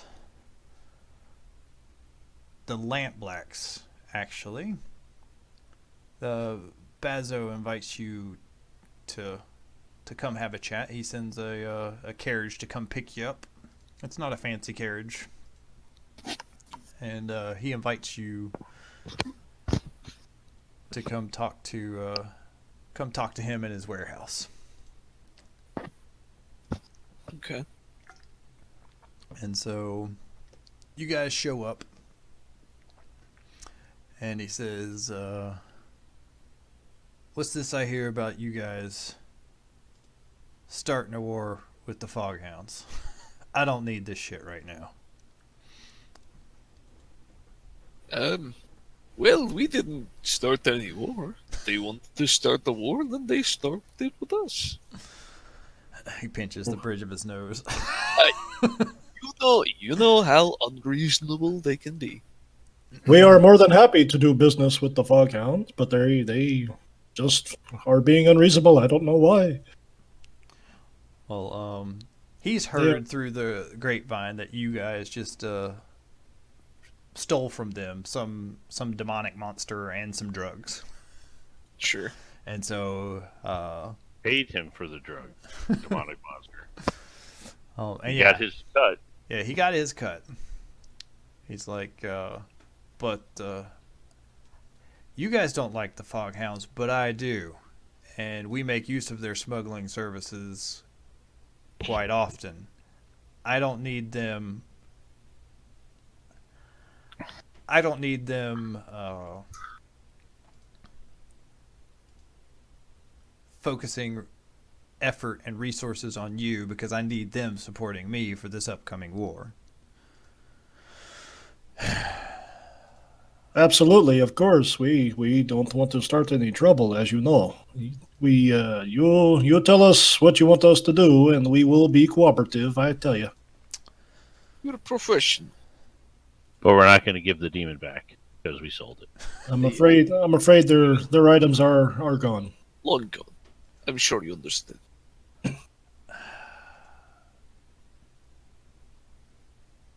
You guys give me 3 coin. I'll keep the Foghounds off your ass. We'll call it even. You, sir, have a deal. Ooh, that's a hefty price. It's a What does hefty that- price. What does that mean for us? Like, if we were to give him 3 coins, what does that do? Then it's gonna bump the status of the Foghounds up to 2 instead of 3. Okay. And if we refused? If you refuse, then we're gonna start a clock that the lamp plaques are pissed off at you, or the lamp plaques reprisals, or something like that, and tick it twice. Okay. Is it out of the question to haggle with him on? No, you can haggle with them. 3's a little steep. Yes, 3's quite steep, and if you remember the last time you gave us a job, we had already done it, and we still gave you your pay. We didn't need to do that. He smiles. I like you. Tell you what, you make a roll from the game master here and tell me what you're rolling. What's he talking about? I feel like if it comes down to a roll, it's probably consort, right? Can sort the fuck out of this guy. We're leaning on our friendship with him, the fact that we'd previously spoken with him. So Yeah. I guess it could be manipulation. Like we would use logic to manipulate his behavior. So I think consort would work here. it's my score in both is the same, so it doesn't matter to me. Or Okay. unless you have consort. don't you? Spark's good at it, aren't you? Yeah. Let Spark make the roll. I'll lean in and sort of leverage my heritage and my abilities during the conversation. Kevin, would you like to assist for 1 die? Absolutely. I thought you would. So mark a stress, and we'll call this risky standard. All Marked right. away. Risky standard. Any bonus dice? One from Kevin, and trying to think of a devil's bargain, or you could push yourself. Well, I've got 2, so I'll just take the 1 bonus. I feel pretty good about this. That's Okay. pretty good. That's 3 dice. solid, man. Yeah, Yeah. 6. my boy. This is your crew reminds me of us when we were starting out. You're I all like you. good-looking men, apparently. He laughs. He takes off his bowler hat and puts it over on the what do you call it? The cabinet. Side table? The cabinet that has his all his different whiskeys on it, and pours himself a drink. He's like, 2 coin. He raises a glass to you. Did he give me a glass? No, he did not. That son of a bitch. I'll reach out and take the glass. No. I shoot lightning at him. I'm going to burn his place down. I'm going to take the hat, put the hat on, and give him his 2 coins. I'll take that out of mine. Yeah, go ahead and drop my hat and Oh, get the I hell thought out you were of giving here. it. These ruffians behind me are rubbing off on me. I'm starting to act more like them. Yeah, I'll take 1 coin out for that too. Yeah, Kevin, okay. if you take 1 down. Okay. I So- took 1. Kent We spent did- 1 earlier, so that means we're all at 2 still. 2, We didn't yeah. mean to cause you any extra trouble, but we saw the chance for extra money, for an extra payout. You can't fault us for that. We're trying to get our feet under ourselves. yeah, just don't do any more. Maybe we leave the Foghounds alone for a bit. Yeah, we won't mess with the Foghounds for a couple months. How about that? Focus on the red sashes. Anything you can do to hurt them is great. The vultures are kind of in competition with the foghounds. Maybe do something versus them. I don't know. You're smart. You'll figure something out. All right. So And we top hats. We're totally taking out the Foghounds. Never take out the Lamplax first. What are you talking? Yeah. War is obviously inconvenient, but sometimes you have to flex. You Yep. know, Yep. All right. sometimes you just need to rain lightning down on your foes. So we made it through that, guys. Sometimes you need to sit back and let your friend electrocute things. That's right. Somehow we made it through that. okay, so the foghounds are just at -2. He's paid them off and told them to not right now. Don't go to war with them yet. We're too strong for him, is what he should have told them. They're too professional. All right, where's the rest of the? So did heat? Did entanglements? Where's XP's? Where is XP's? It's at the bottom of the sheet. Execute a successful espionage, sabotage, or theft operation. Okay. Okay, so yeah, that's what I guess we'll do crew advancement first. At the end of each session, for each item below, mark 1 XP, or instead mark 2 XP if that item occurred multiple times. Execute a successful espionage, sabotage, or theft operation. This counts as theft. I'd say that counts as theft. Just one. Just one. Well, to be fair, we Get the sold net. drugs We got a and fish. killed a monster. You did That's what. fucking play Yes! it, man. We got it. We got it. We're gonna die next adventure. See, contend with challenges above your current station. They were tier 1, but I don't feel like it came into play very much. I think that's fair. Bolster your crew's reputation or develop a new one. I think you definitely bolstered your career, your crew's reputation. Slightly less professional in the Lamplax's eyes, perhaps. Yeah, but you still made it out without causing too much bloodshed and things like that. Sounds good to me. Express the goals, drives, inner conflict, or essential nature of the crew. From the early stuff, yeah, I think we started answering some questions about the crew Mhm. and things like that. I don't think that was worth 2. I think that was worth 1. So close. So close. You give me a gang name, we'll tick that last box. Oh, you sick son of a bitch. Split timbers. Split timbers. The What? professionals. I don't know. I got nothing. The Rusty Ventures. I'll put in some work on that. I'll try to think a little bit more. How come none of our are good enough for you, Doug? How come? Oh, well, they don't seem to apply to our group at all. That's Top all. hats. Yeah, there aren't any hats though. We've covered that. That's the best part. How about the phantom hats? The ghost hats. The nameless crew. The ghost boys. How about the tape measures? Monster Squad. Now I'm just looking at shit on my desk. You're just looking at ghost is stuff with on the your most- desk. How about the Google Homes? God. All right, well let's look at our gang sheet. So we've got a lair. It's How hidden. about the Venture Brothers? Got a workshop. We've got prowess stuff.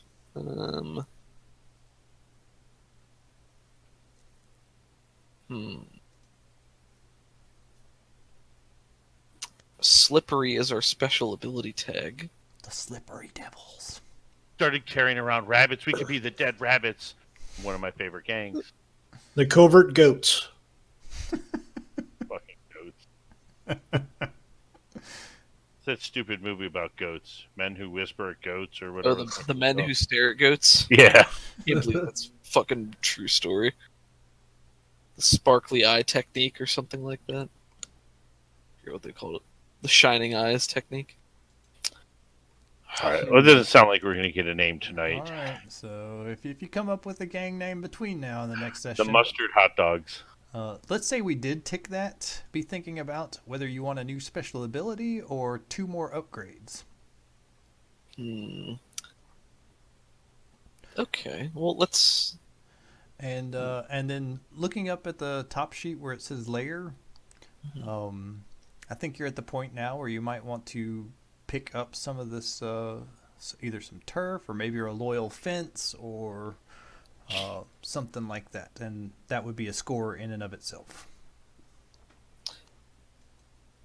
Okay. So what does turf do if we mark turf? What turf does is it makes your XP bar shorter. So if you had like 2 Oh. if you had 2 I see. turf slots, then you could level up your gang faster. I see. That's kind of cool. Well, loyal fence kind of makes sense. Bonus coin for burglary or robbery. I also like the idea of working towards a gambling den. I'll bet you do. Absolutely. Now, that seems like it wouldn't be as effective until our tier is higher. Yeah. Because it's I think- your roll minus heat until you get coin, so... So I feel the gambling den should be top priority, really. it just makes sense when you think about it. Secret pathways sounds like a cool thing, too, given that we're already underground. Yep. So the way it normally works is like the stuff that's near your layer, like cardinal directions with those connections. That's what's kind of easy to get to Sure. That's what it looks like there. for a shadow. Covert drops, espionage, or sabotage. I think That off the sounds bat- appropriate, though. Oh, I was thinking turf or fence, but We could do two. but We got 2 we have points. we have till next session Or- to figure wait. that out. Do we have 2 points, or do we only have 1 point? What? To put into the layer stuff, do we have, like, 1 point for that? Like, Currently, we have no points. currently you have no points, and if you get if you come up with a gang name, I'll give you that last dot of crew advancement. Oh, I'm sorry. I thought that's what you're saying. And I thought you were assuming we were going to have it by next time. I'm not assuming that. That's fair. I misheard. That's on me. Okay. So yeah, and if we fill in that dot, either we get a special ability or 2 upgrades, 2 I see. pips to upgrade in the thing. So that was the gang sheet level up. If we're done with that conversation, we'll go to individual XPs, starting with Clank.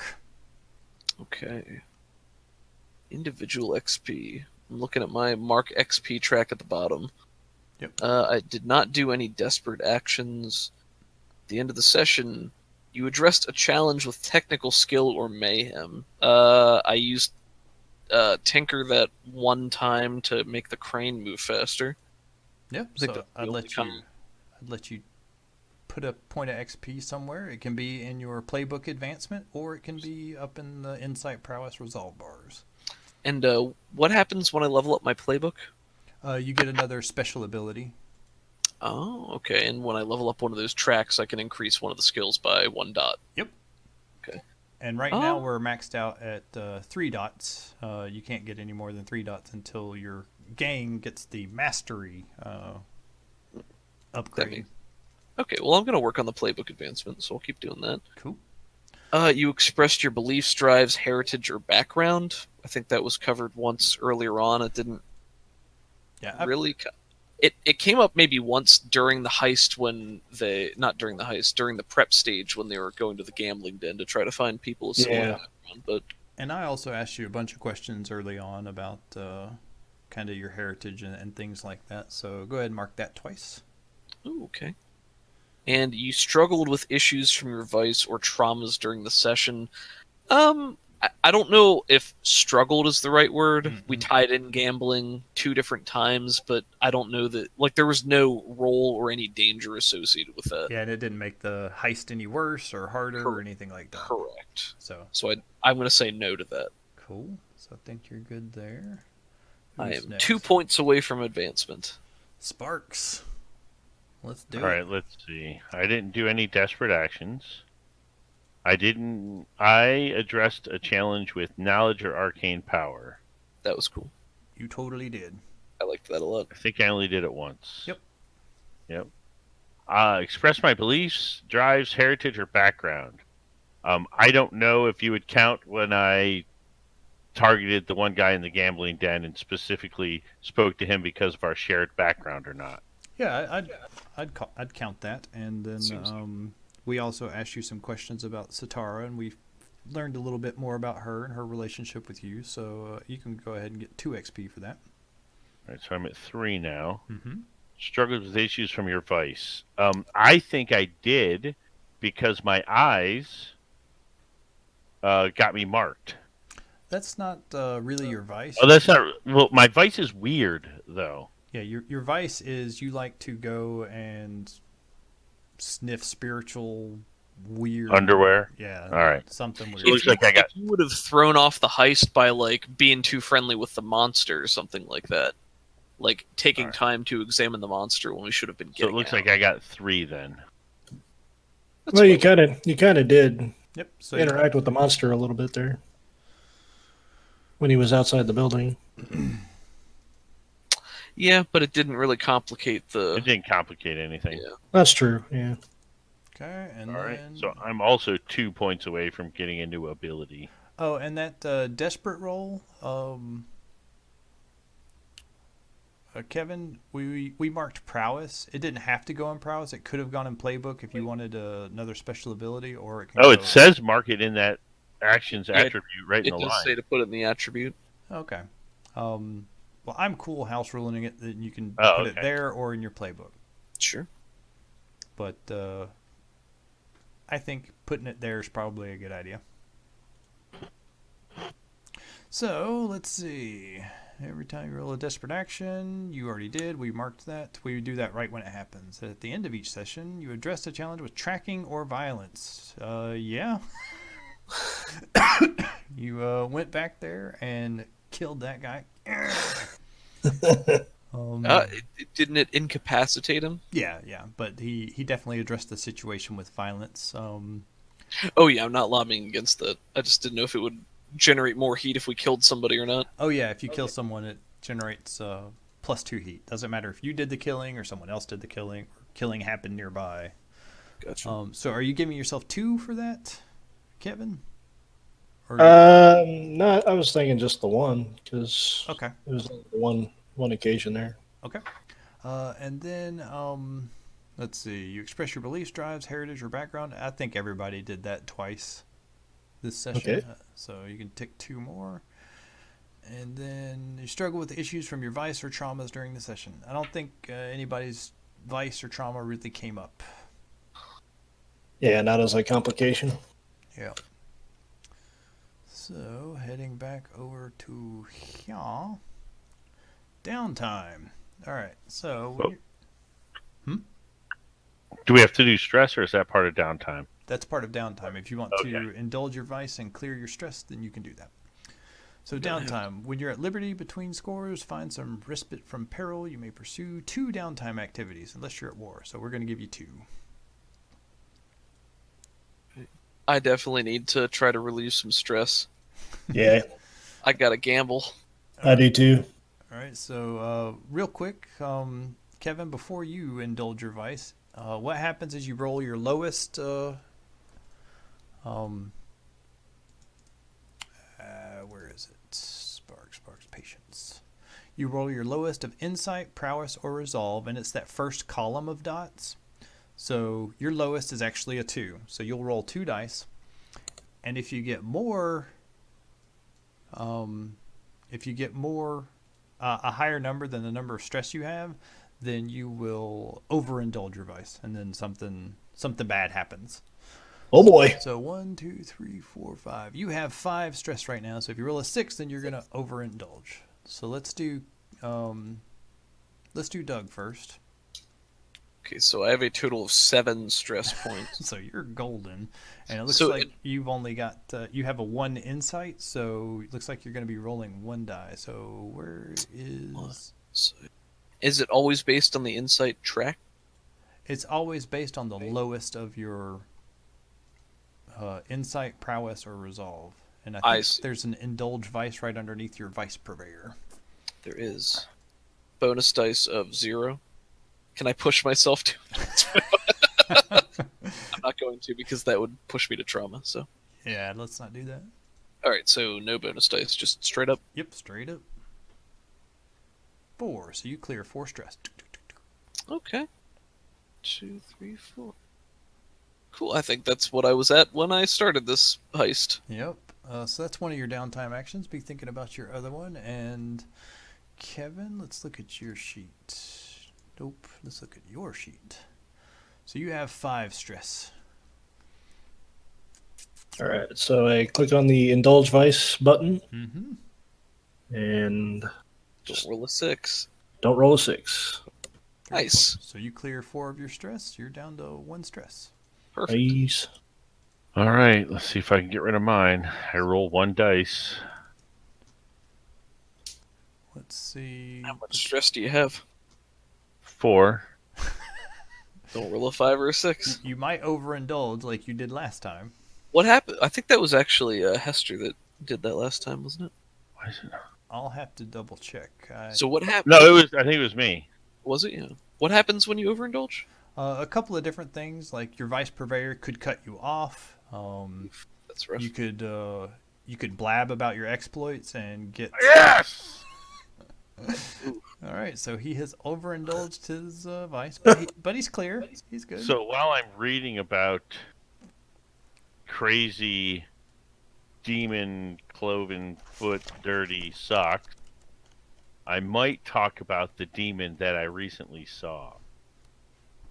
Not demon, monster, crazy weird monster that I came across, the Ghost Reaper, All right. while I'm in my den. Is that acceptable? Yeah. I think that would probably generate some extra heat for the gang. I think that's what I did last time. I generated extra heat for the gang. No, we actually got an extra entanglement that didn't Oh, that's right. turn out to be anything. Might have to use one of our downtime things to lower our heat, depending on how high it gets. Yeah. So. But with slippery, we get a bonus die to reduce it. Yes, sir. Where is our gang sheet? And we got 2 more heat. Uh-oh. Now, if the heat track fills up, then we'll get a wanted level. And that's when the blue coats start looking at you a little more seriously. And then I think I read earlier that to reduce the heat level, people have to either like turn themselves into the authorities or be captured as a result of a heist. And then they go to jail for a time period dependent on what the current wanted level was. Yep. It drops by 1 point every time somebody is arrested. Yeah, so you could either one of you could volunteer to get arrested and take the fall, or you could frame somebody else up to take the fall, because somebody needs to take the fall. Sure, that sounds good too. The guy that fell off the wagon. God, That that poor guy. dipshit. Little short pig-nosed bastard. You ugly bastard. All right. Or was he the tall, lanky one? I don't remember. Okay, so everybody's done one of their downtime activities. They've all indulged their vice, and you have blabbed your big mouth about the cool, the cool Ghost Reaper. All right. Let's see. Who else has a downtime activity they would like to do? I want to move my clock Oh, yeah. for the spirit necklace. All right. So, go ahead and kind of set up the scene. How are you doing that? I could picture that going either study or possibly attune. I think I I'm keying in on the fact that there's a ghost in it, Mm-hmm. right? So I'm going to try to attune to see what I can figure out about the ghosts that's in it. Maybe learn more about why they may be in the amulet or what the amulet can do. Okay. All right. So So you're kind of opening yourself up to this, trying to figure out either how this thing was created or who's inside of it and how you use it. So Yep. yeah, go ahead and roll an attune for me. And that's no bonus dice, right? Mm-mm.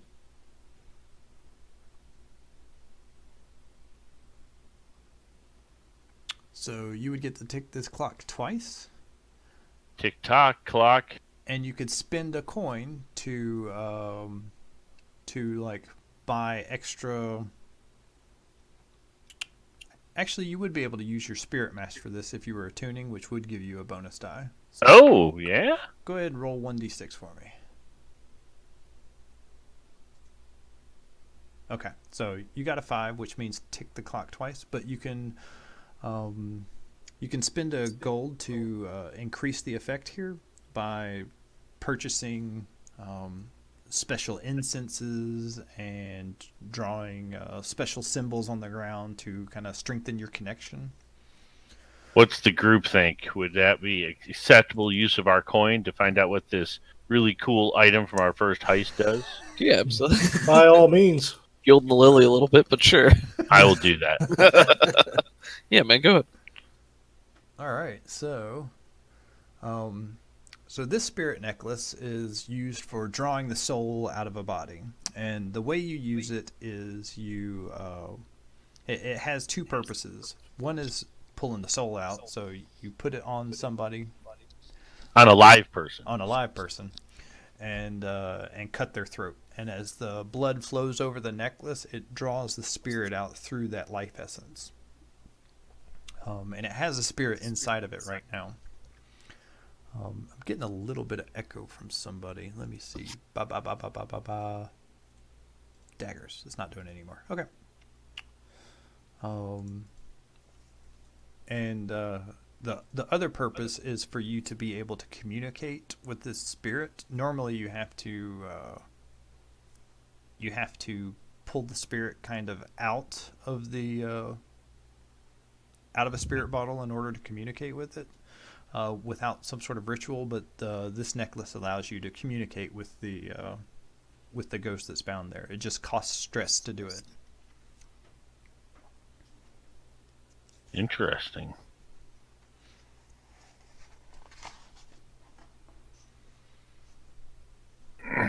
What was the second portion? You can tear souls out and And you can talk to the spirit that is trapped inside the necklace, but it just costs stress to do it. Is that a one load item? I think it's small enough that it's an italics item. So it would be a no-load item. Okay. so you can tear the spirit out of a body, but you have to actually put it on somebody to do that, and then you can ask the spirits questions by spending stress. Mm-hmm. Yeah, you basically get access to that person's memories and a couple other things just from. Dang. Pretty cool. Pretty dark.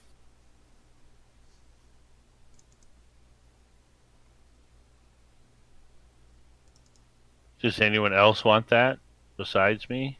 No, dude, go for it. That's all you. It's all you, man. That's definitely a whisper thing. Yeah. And it has a spirit in there now. And we can either talk about that or move on to another downtime action.